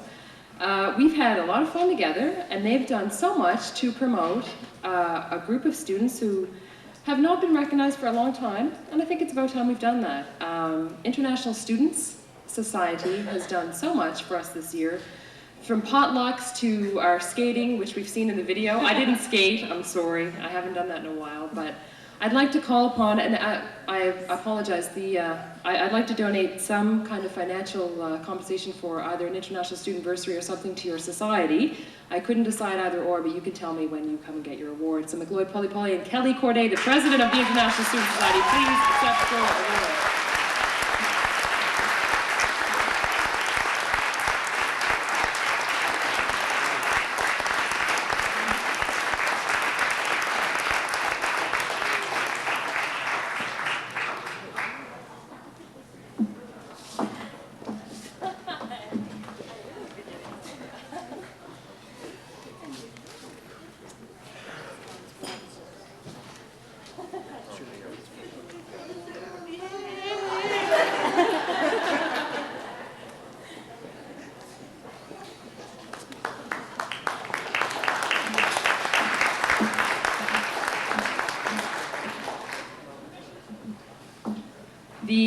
Well, not quite the final. These are the final in this section that I will present this evening as the President's Awards.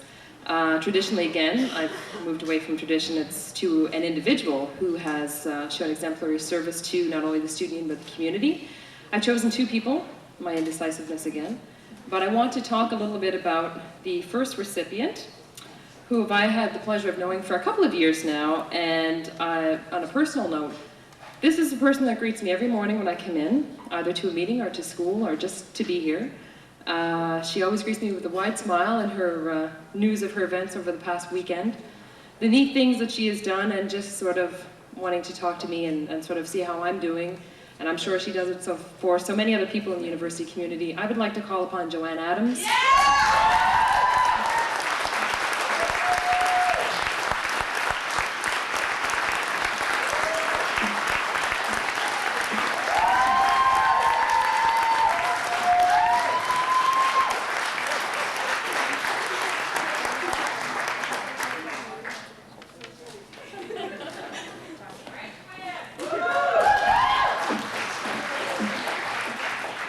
And the second award will go to someone who's been no stranger to many of you this evening. He's an individual who has come all the way from Malawi to study here at Mount Saint Vincent University.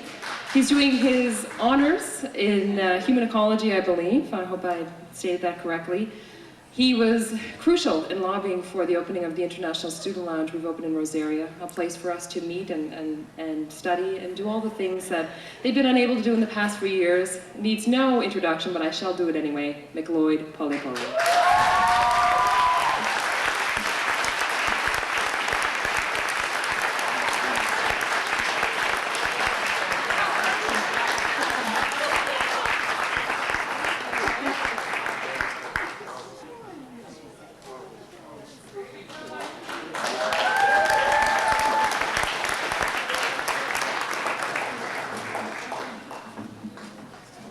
Lloyd can run to Malai and back tonight for the amount of times he's been up here. He was ducking the spotlight. He did a pretty good job, too. Well, once again, I'd like to step back and just congratulate all people recipients of the Student Union Awards just one last time. Congratulations. Can you mention that? Yeah, we're not omitting the president's presentation of the block and gavel. Rhonda's going to do that in her final closing remarks. So without further ado, We're going to athletics. And what a year for athletics here at Mount Saint Vincent University. The women's basketball team made it to the Nationals. how about that little badminton duo? How are they? Badminton. So let's get on with it before... I just want to plug. Oh yeah, that's great. I like these little things at athletics because not always do we all get to go out and see every single game or every single match or whatever the case may be, but these little reviews that the athletic department always put out. I just want to plug this. Have a great little picture of the badminton duo on the front. Good job. Silver medalists. Nationals. All right, let's get to the awards, and the first two awards, Margaret Ellis Award and the Intramural Team of the Year Award, is going to be presented, both of them, by Joanne Burns-Terrio. Joanne?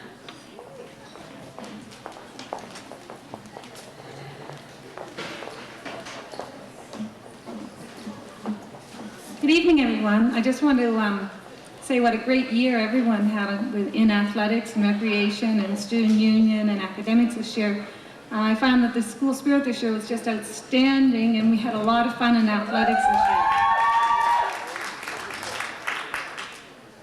The student leaders in our area are a real pleasure to have around our office and coming in and bring the hustle and bustle of daily student life to us every day. One of the awards this year, the Margaret Ellis Award, is an award that is given each year to a student who contributes the most fun to fellow students. This year's recipient is well known around many students here at the Mount. She has her outstanding skills in event planning and her excellent leadership qualities, combined with her wonderful Newfoundland personalities, without a doubt makes Andrea May the recipient of the Margaret Ellis Award.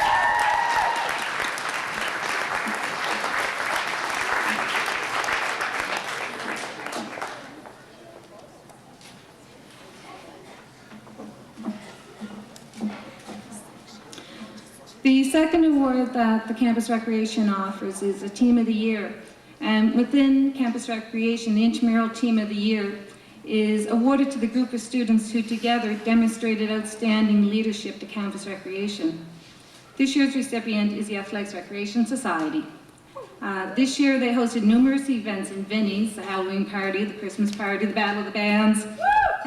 Just to plug, this Thursday evening they're hosting the year-end party for Mount Saint Vincent University. But there's a couple of other things that they were busy around each year. Is a couple of weeks ago they got together with the SAAs and they hosted high school leadership conference, and we brought in approximately, I think it was 42 outstanding student leaders from across the province for a one-day workshop, and the SAAs and the Athletics Recreation student leaders presented the leadership material. They were the presenters, they were the organizers, and a lot of energy and excitement that was brought to that day. And one of the biggest lines was, I was walking down and one of the students was saying, I only have a year and a half before I can come here to university. So it was really kind of neat to hear. So we're looking forward to hoping to see some of those really strong student leaders from across the province here in the next couple of years. They're always at the booster nights volunteering. They volunteer to help a lot of different things. I'd like to thank Flo and her patience for these guys climbing all over the desks and the fax machines and the photocopiers and everything, but we really appreciate you guys around us, and don't stop coming in the doors.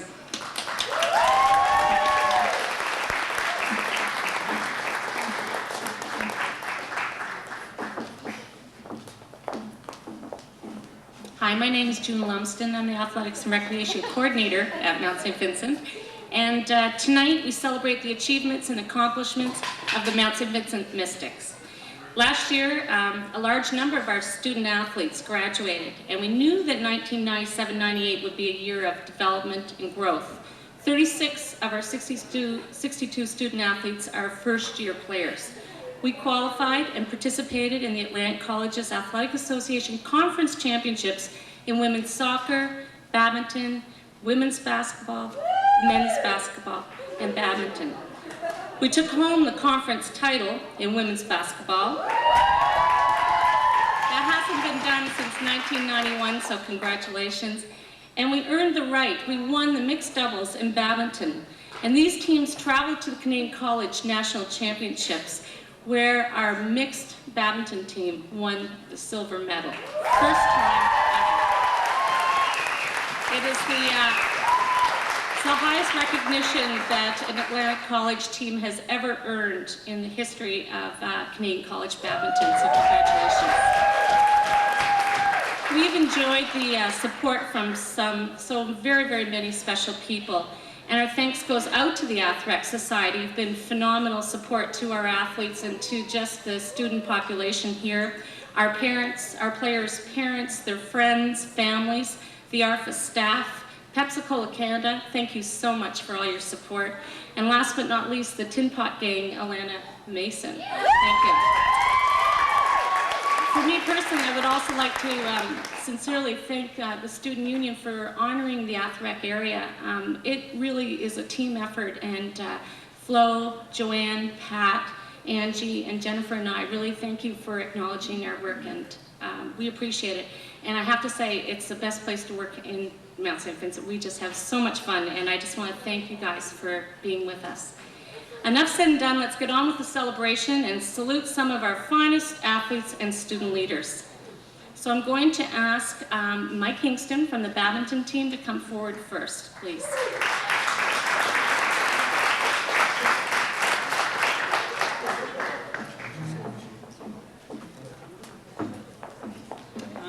Thank you. Like June had said, our badminton team, we were kind of in a rebuilding year. We only had 2 returning players.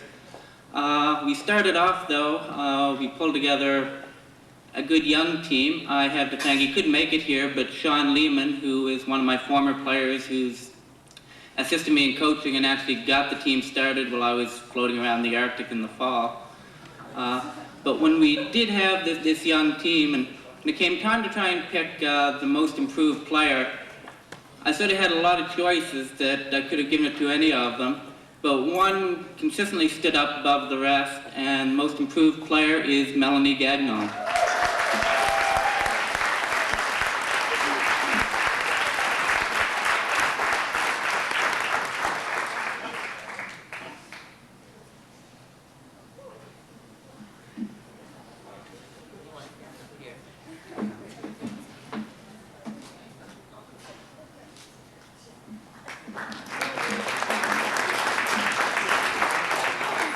Probably noticed Melanie's not exactly built like a basketball player. That might be why she took up badminton. But somewhere in there, she's got this huge heart. And although I wanted to come back and play badminton next year, I have no doubt in my mind if she wanted to play basketball, she'd find a way. I mean, she's just that type of an athlete.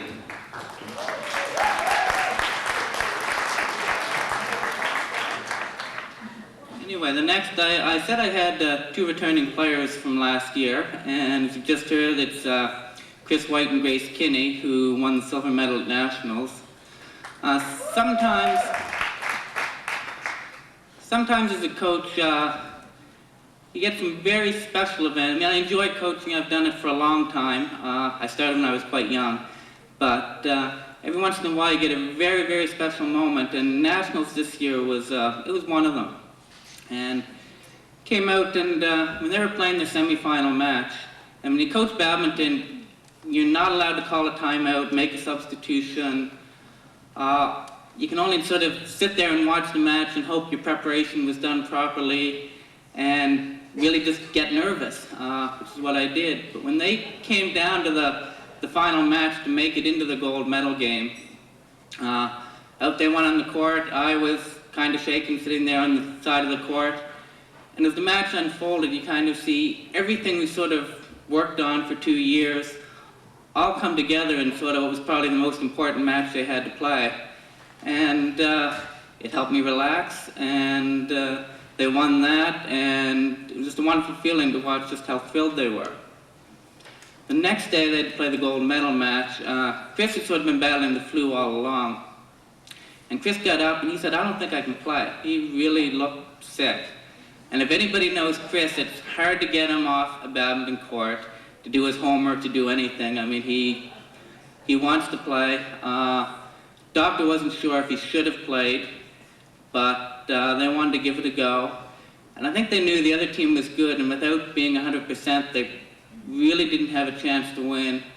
But they wanted to enjoy the experience. They went out and played with a lot of class, showed respect for the game, showed a lot of respect for each other, and really showed a gym full of people that even the gold medal match, there's a whole lot more to playing than just going out and winning. And we couldn't split them up, but the badminton most valuable players are Chris White and Grace Kinney.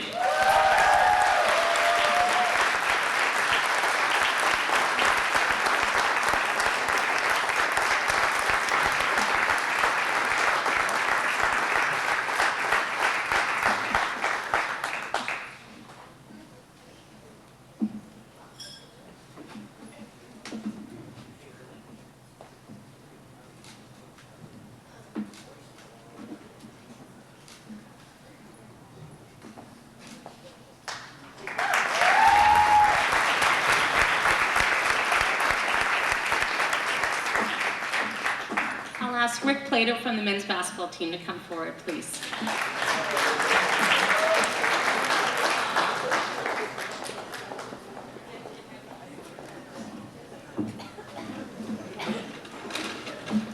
Good evening, everybody. I'd just like to take this opportunity to thank the entire Mount Saint Vincent community for the support over the, well, I guess I've been here for 10 years now, and this year was no different. And before I get started, I'd just like to thank a few people, special people that I think she's moving on finally, but she's, in my mind, she's going to be an honorary Mount Mystic for as long as I'm at Mount Saint Vincent. And the support that Alana Mason and her group has given our team has been phenomenal.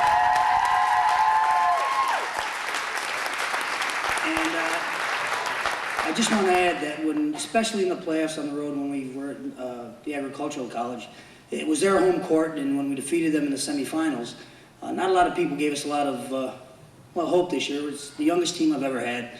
We only had one returning starter, and to put up with me and to climb the hill that we did and to achieve what we did, especially playing at their gym, it was really like our home court. And the entire week of preparation, we played rock and roll music. We spent hours, I'd say probably the week of preparation, when most of you were away on March break, we spent probably as a team 5 hours each day with films and everything else. But going into that with a very young team, I knew it was going to be a tremendous challenge, one of the biggest ones we ever had here. And with such a young team, I was very, very proud of them as a group. From my experience with the teams we've had here, before you can win, they've got to get there and they've got to experience it. I only can do so much, and the assistant coaches could have only done so much. But it was a learning experience, one of which I know they learned a lot. We've got a lot of people coming back, and I know that the pattern has been with a freshman group, we get to the final and we lose. They learn that we win 3 championships in a row. That's happened in 2 cycles. In 9 years in a row, this team, and you know, I don't think I'm biased when I say it's one of the best in the country, this program that we built. We've played in 9 consecutive conference championship games. We've won 6, and I got a funny feeling with the core that we've got coming back that we're going to win another 3 in a row. But it's in large part due to a lot of the support that I get. There's not a lot of money in the program. Certainly June and Flo and everybody in the athletics office, they give us a tremendous amount of support, and it doesn't go unnoticed. My assistant coaches, Malik Adams, who played for me and has become an assistant, and he's in education now here doing a great job, and I know he's going to be a great teacher. And Ray Pierce, who's also been a tremendous assistance to me. They really are, they're making my job a lot easier, and I just wanted to acknowledge them. And there's one other person I'm just going to warn you about. When he came to the school, he was a younger brother of a player of mine, a redheaded guy, glasses, little skinny kid, and he just kind of hung around the basketball team. So I felt sorry for him, so I made him our video man. And yeah, that's it. And he did a heck of a job as a video man.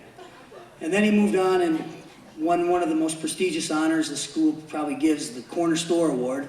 Did a great job. And I tell you, yeah, you know what I'm talking about. And he ran that store, my God, people just couldn't wait to see him.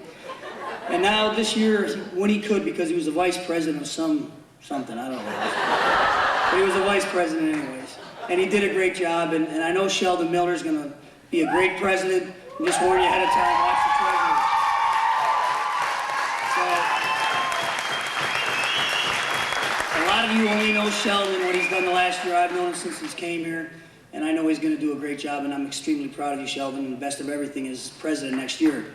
I've got 2 graduating seniors, and for those of you that know our program, from time to time it can be a little tough on my players. I think in the long run, if basketball is a microcosm of life, these guys are going to be ready for everything and anything. I'm extremely proud of them. It's like a family. A lot of people who watch from the stands probably think I'm a little psycho sometimes, but my players know that they're extremely important to me, and sometimes what you see isn't the way it is, but we're extremely close, and they're very special to me. I've got 2 people graduating this year, or at least they won't be, well, they've used their eligibility. One guy is graduating, the other guy is on a 10-year program, I think. But I'd just like to acknowledge these 2 guys. This guy's going to go on. He's in the insurance business. When you're graduating, you got lots of money. You'll be hearing from this guy, and I'm going to miss him, but he's always a mystic. And I'd like to call up Jason Brunt, and somebody that's finishing education. And in fact, I teach at CPM in Bedford. He was a student teacher of mine, and he's finishing up education here. And Stevie Harris is going to go on and become a great teacher and a great coach. So I'd just like to acknowledge those 2 and come on up, guys.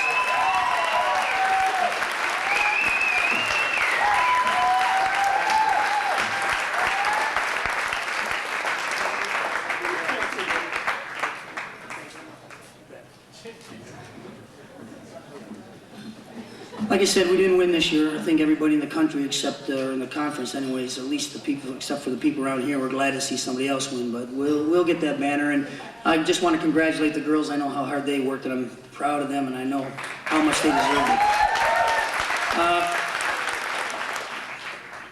it. Most improved player with a very young team. Usually when I give this award, it's from year to year, but it's with a young team. We were extremely young, and like I said, I think it was my biggest challenge as a coach because I didn't know what to do in September, but we got it done. But this guy, when we went to Montreal, he'd been out of basketball for a year. He went up against some of the best schools in the country, against some teams that could beat any AUA school. He was extremely frustrated when he came back because he wasn't happy with his performance. But he worked hard. He became one of our leaders in the backcourt. I think he's going to be a point guard of the future for the Mystics. And most improved player is Jeff Sponiger.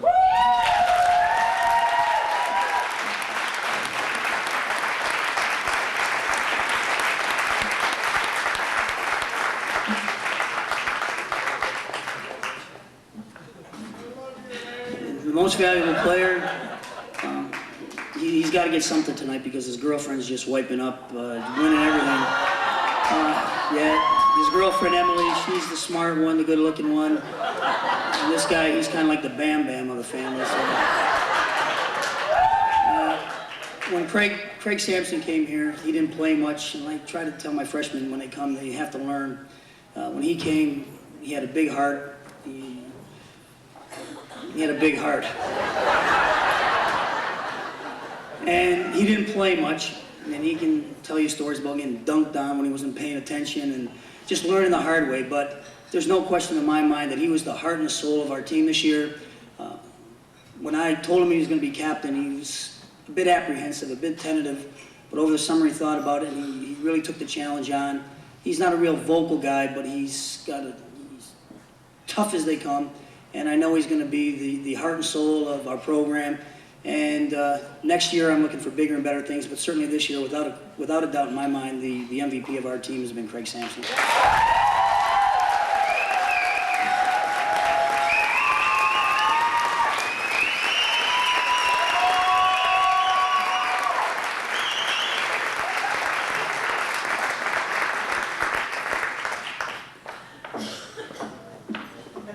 I'll ask Angie McLeod from our women's basketball team to come forward, please.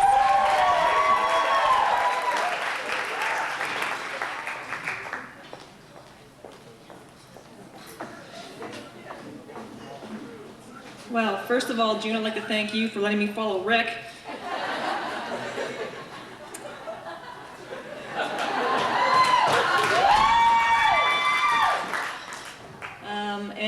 Typical coach that I am, I tend to ramble on. As you can tell by Rick's speech, we tend to do that. So I've written some things down, not because of a lack of things I could say about these 2 players, but because I want to keep it short for the rest of you. I would first of all like to thank everyone here at the Mount community. For those of you who don't know, I'm an interim coach this year. Patsy Pike is on sabbatical doing her master's, and it's been a really special year for me. It's been a lot of fun, and you guys have all made it that way, and I'd really like to thank all my players, the families, the parents, fans, Alana, what can we say? The other coaches and the staff, just great. It's been a great year. Our first award is for our most improved player. And it was really difficult to choose this award because we have a bunch of gym rats on our team, and it's been a great privilege to coach them this year.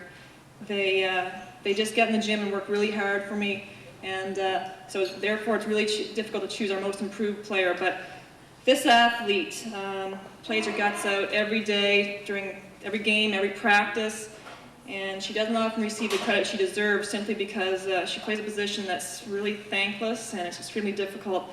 And I was extremely demanding of her at the beginning of the year, and she took it all in stride and went out there every time and tried to improve on it. And everything I asked her to do, she tried it. And that's the sign of a great player and a great person. We didn't ask her to score a lot of points, but all we asked her to do was simply to lead the team in steals and assists, pester the heck out of the opposition on defense, bring the ball up the floor against extreme amount of pressure, call our plays, make sure we did them, and generally make her teammates and her coaches look very good. And all of this she usually did without the ability to see over her opponents.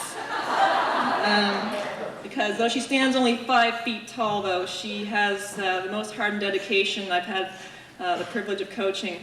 And our 1998 most improved player for basketball is Tara Kent.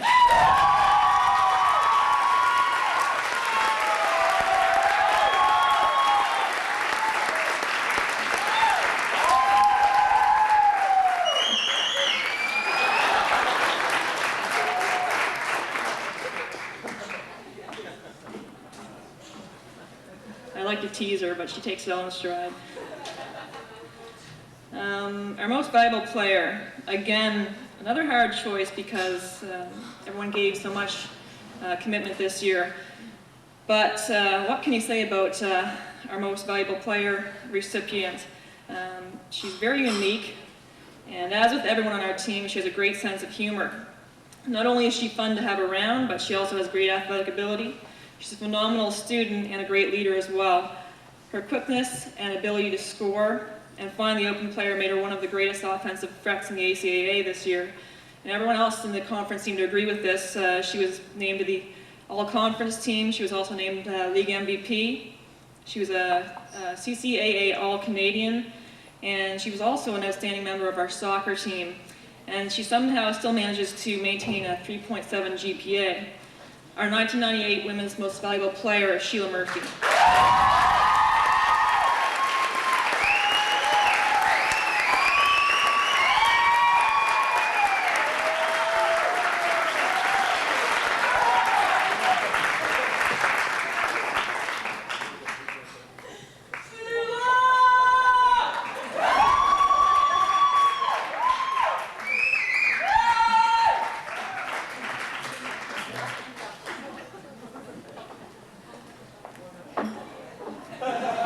The captains of our women's and men's basketball team to come forward. They have a special presentation.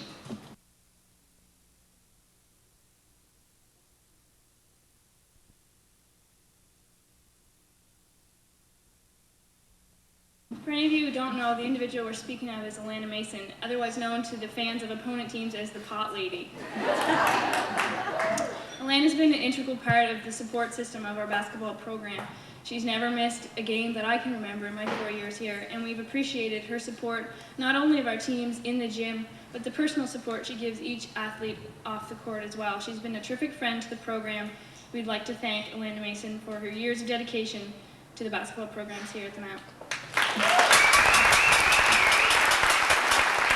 So Alana, if you'll come forward. Since we're retiring your pot to our trophy case, we thought it was only fair to replace it. So please come and receive your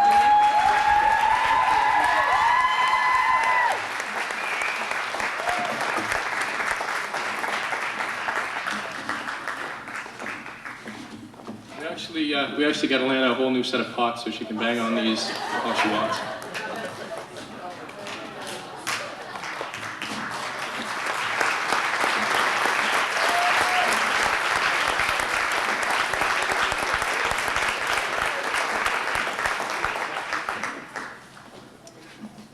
We'd also, on behalf of the women's basketball team, like to thank our coaches this year, Angie McLeod and Melissa Stevens. As Angie mentioned when she was up here, she is an interim coach, and she did win the ACAA Coach of the Year award this year for a fantastic job leading us to the ACAA Championship Finals, where we did go on to claim the title. So we'd like to thank Angie and Melissa both. The two of you have done a fantastic job this year. You've made a great team. And we really appreciate the dedication and commitment that you put into this year. Everything from loading us all into that little van on that whole drive to Hartford, to the early morning Tim Horton drive-thrus on the way to New Brunswick, Saturday mornings, and right down to standing on your head for us at Nationals. We really appreciate it. If the two of you come forward, we have some handcrafted tokens of appreciation for you.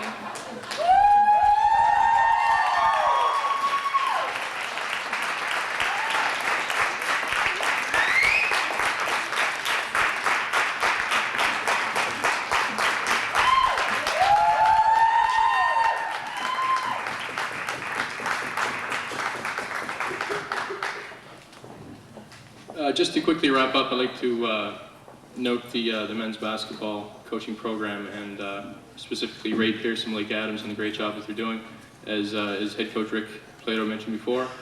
But on Rick's 10th year service here, we'd like to acknowledge the fact that, well, as anybody's been to the games, they can probably attest, like he said, probably think he's a bit psycho at times.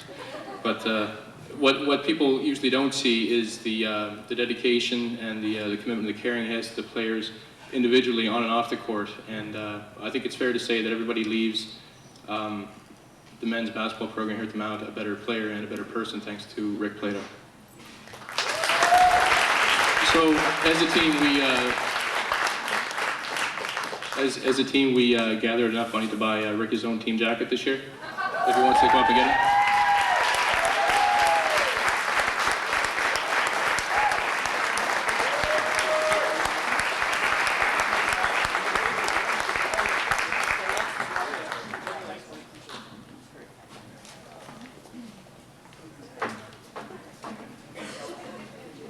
Hello, I'm back again for soccer.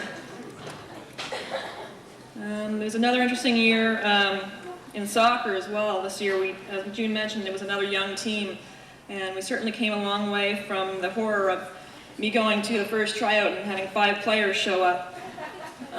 But the veterans did a great job of gathering up some quality soccer players who really worked hard and finished second in the season during regular season play this year, and lost a tough 3-2 semifinal.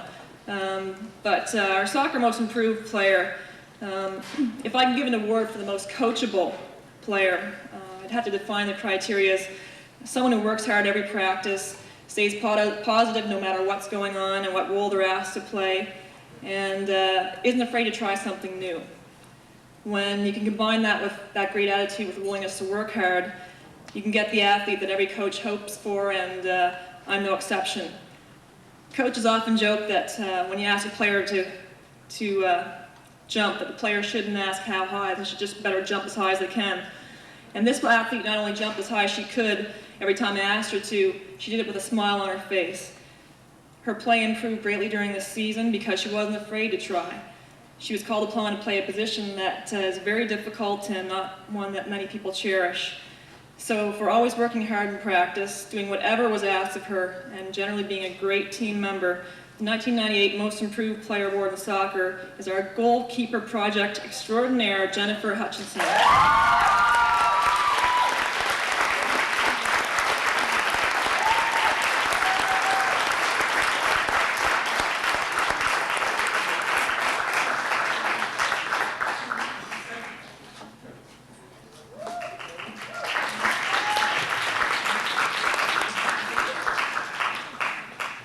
Another tough one to pick was the most valuable player. And it could have been any number of our talented rookies we had this year, or any number of our veterans who had to put up with so many talented rookies. This particular person is not only a great player, but more important, she was a great leader for us, which we really needed on a young team. And she was a leader both on and off the field. The future of our soccer team looks very bright because we have a lot of players eligible to return. However, this youthfulness made it sometimes difficult this year, and the player chosen always gave 100% and always spent time with the rookies. And really, even during the games when things weren't going well, she always stayed positive, never got down on them, and always led by example. She had to play a new position for much of the season, and she played it very well. She was an ACAA All-Star and winner of the Jerry LeBlanc Award. That goes to the ACAA soccer player who best combines qualities of leadership, sportsmanship, enthusiasm, and ability both on and off the field. Your 1998 most valuable player in soccer is Erin Atkinson.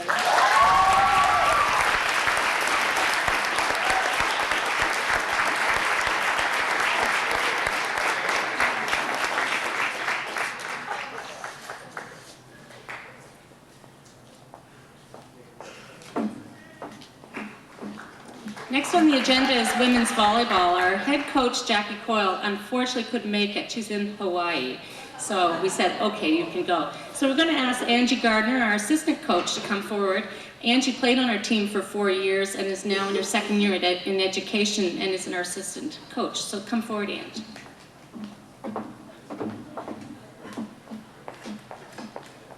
As with the other teams, this was a building year for the women's volleyball team. We had 9 new and 3 returning players. This team worked very hard, and we really came together and improved individually and as a team.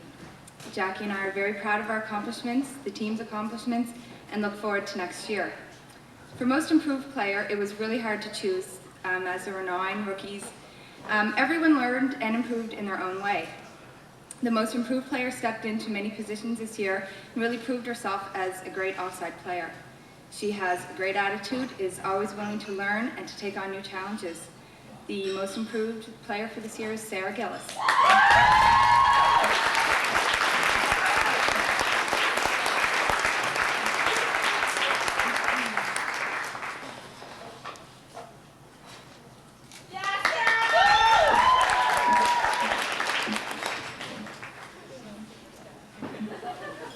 We had another hard decision this year to pick one most valuable player, so we didn't. We picked 2. Our captains this year gave so much to the team. They're both true leaders on and off the court. They showed dedication to improve technically. These are the players we look to finish a play, to come up the key dig, and to motivate the rest of the team, and they did this exceptionally. This year's most valuable players are Tanya Diamond and Lisa Patterson.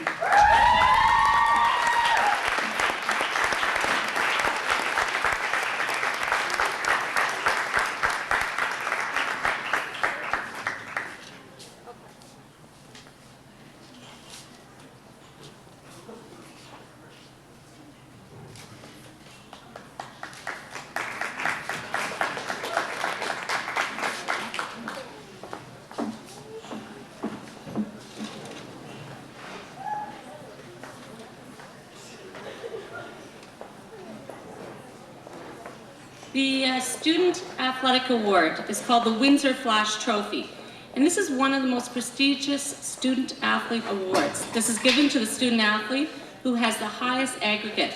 I'm pleased to state that many of our student athletes were in the running for this award. The ability to juggle a full-time course load, attend practices, compete and travel most weekends is a skill that all student athletes learn, time management in capital letters. I'm pleased to present this award to a first-year player on our badminton team. She has a grade point average of 4.1. And I'm pleased to ask Wa Haggerty to come forward to accept this award.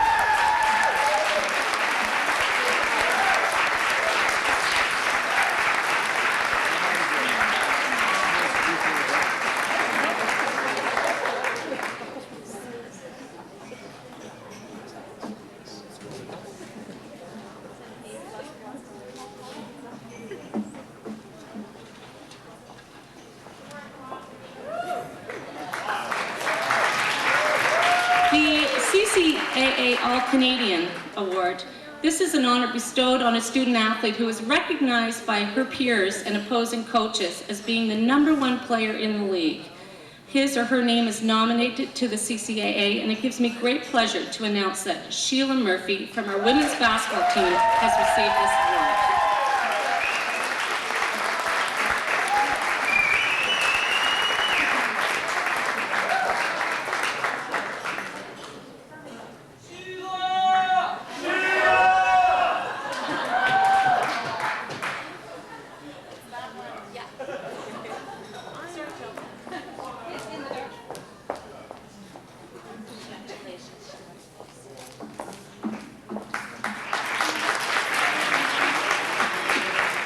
CCAA Academic All-Canadian. To earn the honor of being named a Canadian College Academic All-Canadian, one must be named to your league's all-conference team, plus meet the institution's honor list.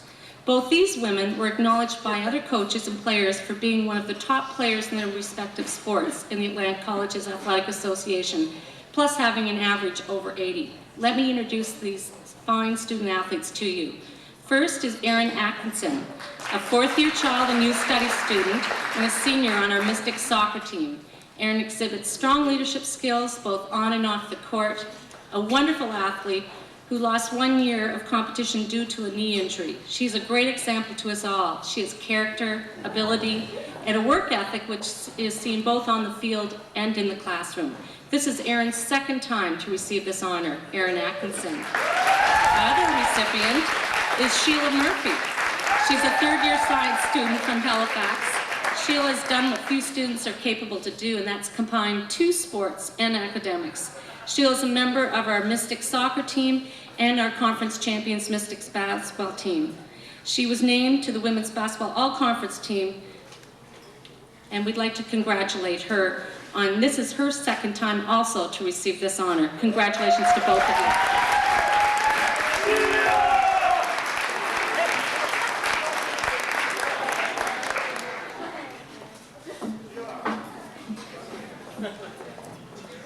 Coach of the Year.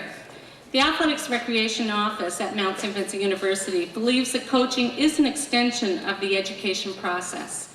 Research is clear. Students who participate in activity programs tend to have higher grade point averages, better attendance records, and lower dropout rates than other students in general. In addition, activities programs provide valuable lessons for many practical situations: teamwork, sportsmanship, winning, losing, and hard work. Through participation, students also learn self-discipline, build self-confidence, and develop skills to handle competitive situations. At the Mount, we are fortunate to have an excellent coaching staff who are dedicated to our student athletes and athletic programs. I would ask that each coach stand as I call their name. Women's soccer, Angie McLeod. Women's basketball, Angie McLeod and Melissa Stevens. Men's basketball, Rick Plato, Ray Pierce, Malik Adams. Women's volleyball, Jackie Coyle and Angie Garner. And badminton, Mike Kingston and Sean Lehman. This year it gives me great pleasure to recognize a coach who has brought our team to the top. This coach has proven that they can assist their athletes to improve, work hard, and have fun at the same time. Our women's soccer team, even though having a rough start, qualified for the provincials. And for the first time in 7 years, our women's basketball team captured the conference title. Voted by her peers, she was named Atlantic College's Women's Basketball Coach of the Year. And so it gives me great pleasure to name Angie McLeod as our MSVU Coach of the Year.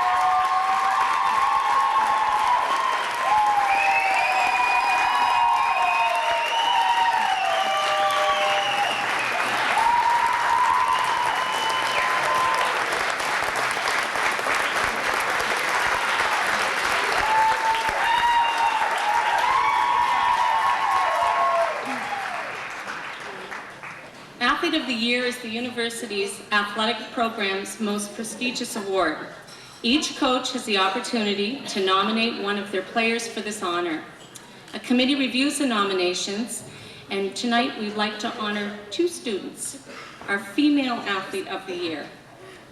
This year's Female Athlete of the Year has played on the Mystics teams for 3 years. There are not too many student athletes that have the ability to play on 2 varsity programs. This player leads by example both on and off the court. She's known for her quick wit, defense, and three-point shot. She's helped lead a very young soccer team to a playoff position in the soccer championships and was recognized by the coaches as the most valuable player in women's basketball in the Atlantic Conference. She is a superb student and a wonderful athlete and individual. It gives me great pleasure to present the Female Athlete of the Year for 1998 at Mount Saint Vincent, Sheila Murphy.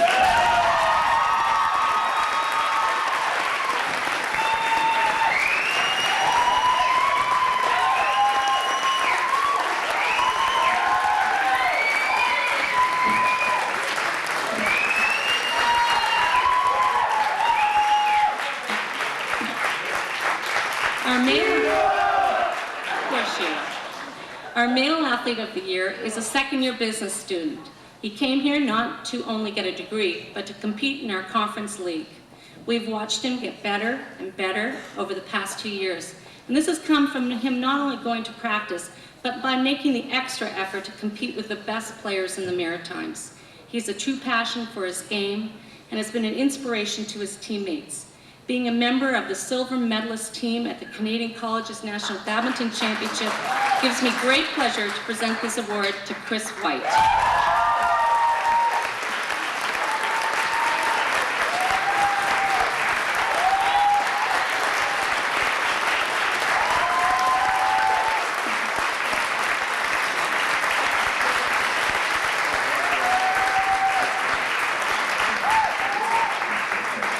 This wraps up our section, but I just want to thank the Student Union for organizing such a great event. And there's one other special person we wanted to thank, and I know I'm thanking them on behalf of our athletes, and that's Karen Decker from the Physio Clinic, who kept us together many a time, and we'd like to recognize her efforts too. Thank you and have a good evening.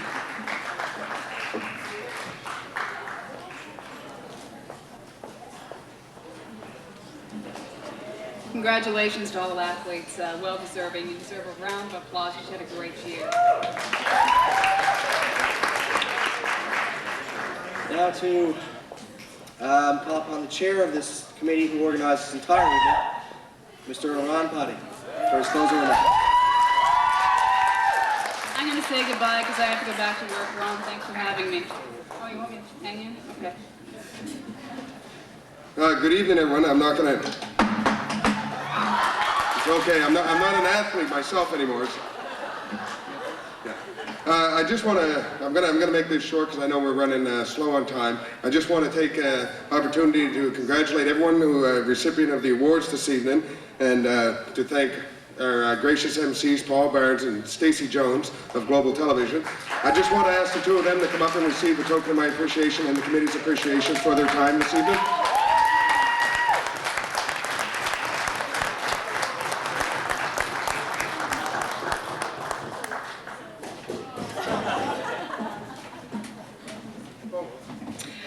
Before Ron gets back to... Doesn't Ron have a nice suit? Before Ron gets back to the other awards, I just want to say, when I approached Ron last year about running for academic vice president, I thought it was the biggest joke ever. And he has proved me wrong, and proved me wrong 10 times over. And Ron, on behalf of the awards banquet committee, I would like to present to you an award, and I hope it means a little something to you, but I'd like to read it to you. It says, "Thanks for the great leadership from your 1998 Awards Night Committee." And I just have to say about Ron that there were days we came in here and we were like, Ron, just stay away. Just stay away from us, Ron, because you're driving us crazy. But no, on a serious note, he's been a great leader. And we have, I know I can speak on behalf of the committee that we're proud to have a leader like Ron, whose first time working with nothing, pretty much, working with nothing, his first time has been exemplary. And I just want to present this award on behalf of the Awards Night Committee. So Ron, congratulations. Wow, Susan talking like that, almost as long-winded as I am. But quickly, just to sum up, I'm just going to ask the committee, and I'd like everyone to acknowledge and applaud their accomplishments for this evening, because without them it certainly wouldn't have been possible. And I certainly wasn't the easiest to deal with in the last couple of weeks coming up to the awards night. So I just ask the following members of my committee to come forward to receive these small tokens of my appreciation. Alison Droon, Alana Mason, Lynn Cashin, Kyle Marriott, Jennifer Lilly, Sheldon Miller, and Susan Duras.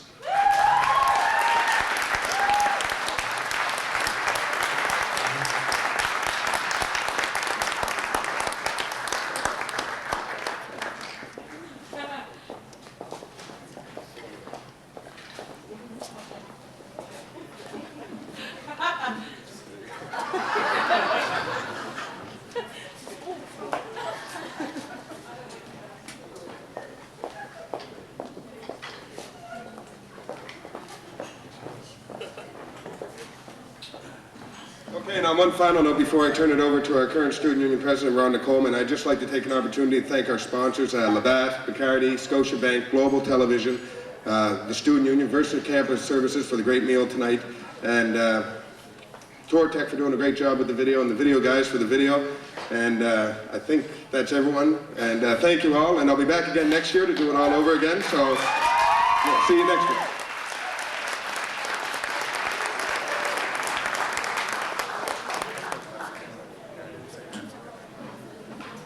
And now our Student Union President, Rhonda Coleman, for her closing remarks.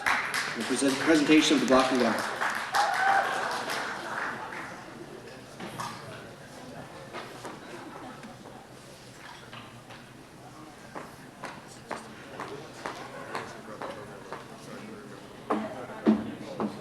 We'd also like to thank MT&T and Pepsi for their sponsor contributions to the awards tonight. Anytime. Before I present this prestigious award, I want to talk a little bit about quite the year that I've had as Student Union President for this past academic year.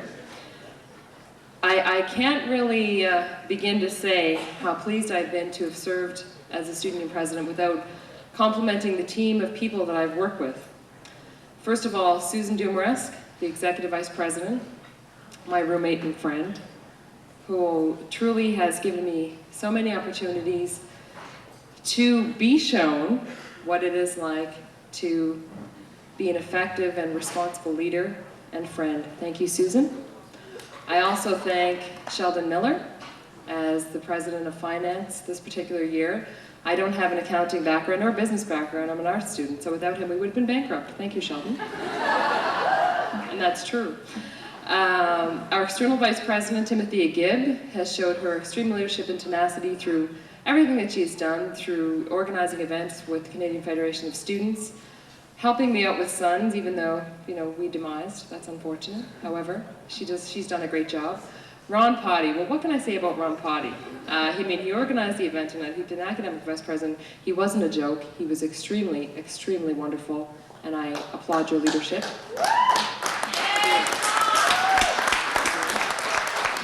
Alison Druin, who is now the Executive Vice President of the Student Union for the term of 1997-98. Well, actually, it'd be 98-99. What am I saying? She's been a wonderful, wonderful individual. And her laugh, if anybody knows Alison here this evening, you know that her laugh will truly make her a best friend for life. So I thank you, Alison. Moving on to Jan Cleveland, who's been the Status of Women Officer for the past year, hopefully doing that position again. My fingers are crossed. You have been such a wonderful inspiration to me. You are a mentor, and you are a great friend, and I applaud you. So, Scott McKay, our General Manager, could not be with us tonight, nor Gail Nogler, our Accountant, but they truly have helped me tremendously over the past year, and I also applaud them in their absence. Wonderful, wonderful people. So, now I get to talk a little bit about how pleased I am to present this award to the incoming president, Mr. Sheldon Miller. Everyone?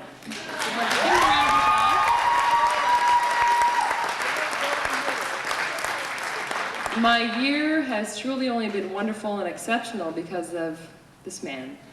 I don't drive. Sheldon and his little blue car have driven me many places, to my meetings, home after a long day, to my classes, or just to get a bite to eat when we didn't have anything. I mean, it's long days that we do put into the student union. Sheldon is an exceptional person, and I really have to compliment Rick Plato for recognizing Sheldon and his leadership abilities. Sheldon, to me, has been one of, I mean, God has brought you to me, Sheldon. And I mean that, and I do mean that, I'm not being facetious. Because Sheldon's laugh, his smile, his determination, his leadership, and his friendship have meant more to me than anyone who I've met in my life. So I truly, truly am proud to introduce to you the president for the 1998-99 academic year. I thank everyone, and actually I do have to make one more. I'm sorry, I forgot some people. The faculty, especially of the History Society, the History faculty who have not been with us this evening, have done a lot for me as a history student. The administration, especially Dr. Sheila Brown, who I've had the pleasure of working with over the past year, a truly wonderful individual who I think should be complimented.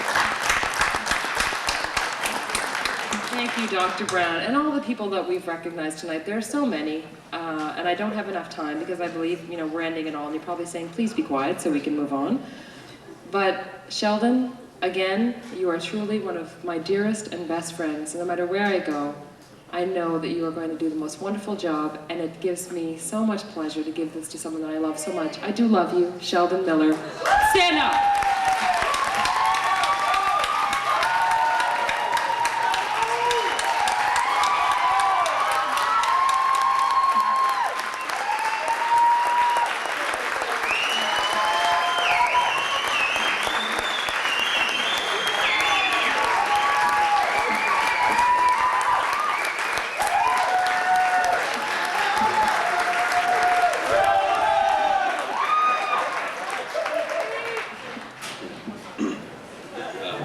Thanks, everybody.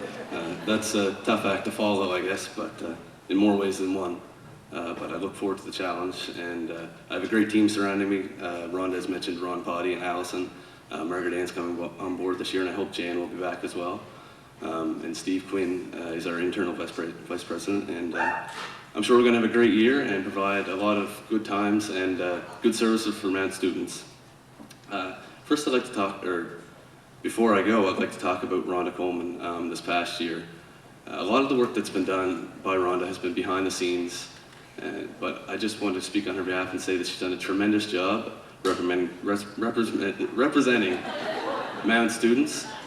She's done it with grace and respect, and she commands respect from student leaders and administrators from across the country. And she has really represented Mount concerns well. To me, she's been a best friend, she's been a mentor, and she's taught me more than I can ever thank her for. But I'd like to give her this token and wish her, on behalf of all Mount students, the best in anything she chooses to do, because she can do it.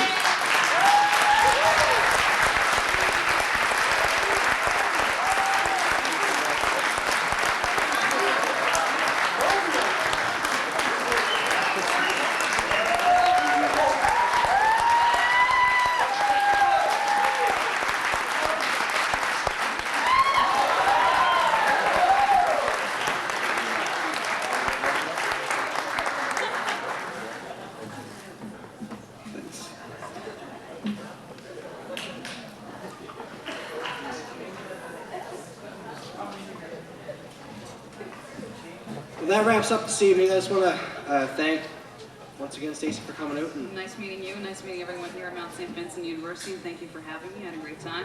And unfortunately, I can't go to Vinny's. I gotta go to work. Ron asked me to remind you of two things. First, not a problem. Everyone go to Vinny's Pub for a little bit of a drink or celebration afterwards. And second, the second thing he asked me to remind everybody of is the centerpiece is in the center of the table. He says you can take the plants, but don't take the pots because Lynn has to bring them back tomorrow. That's just a message.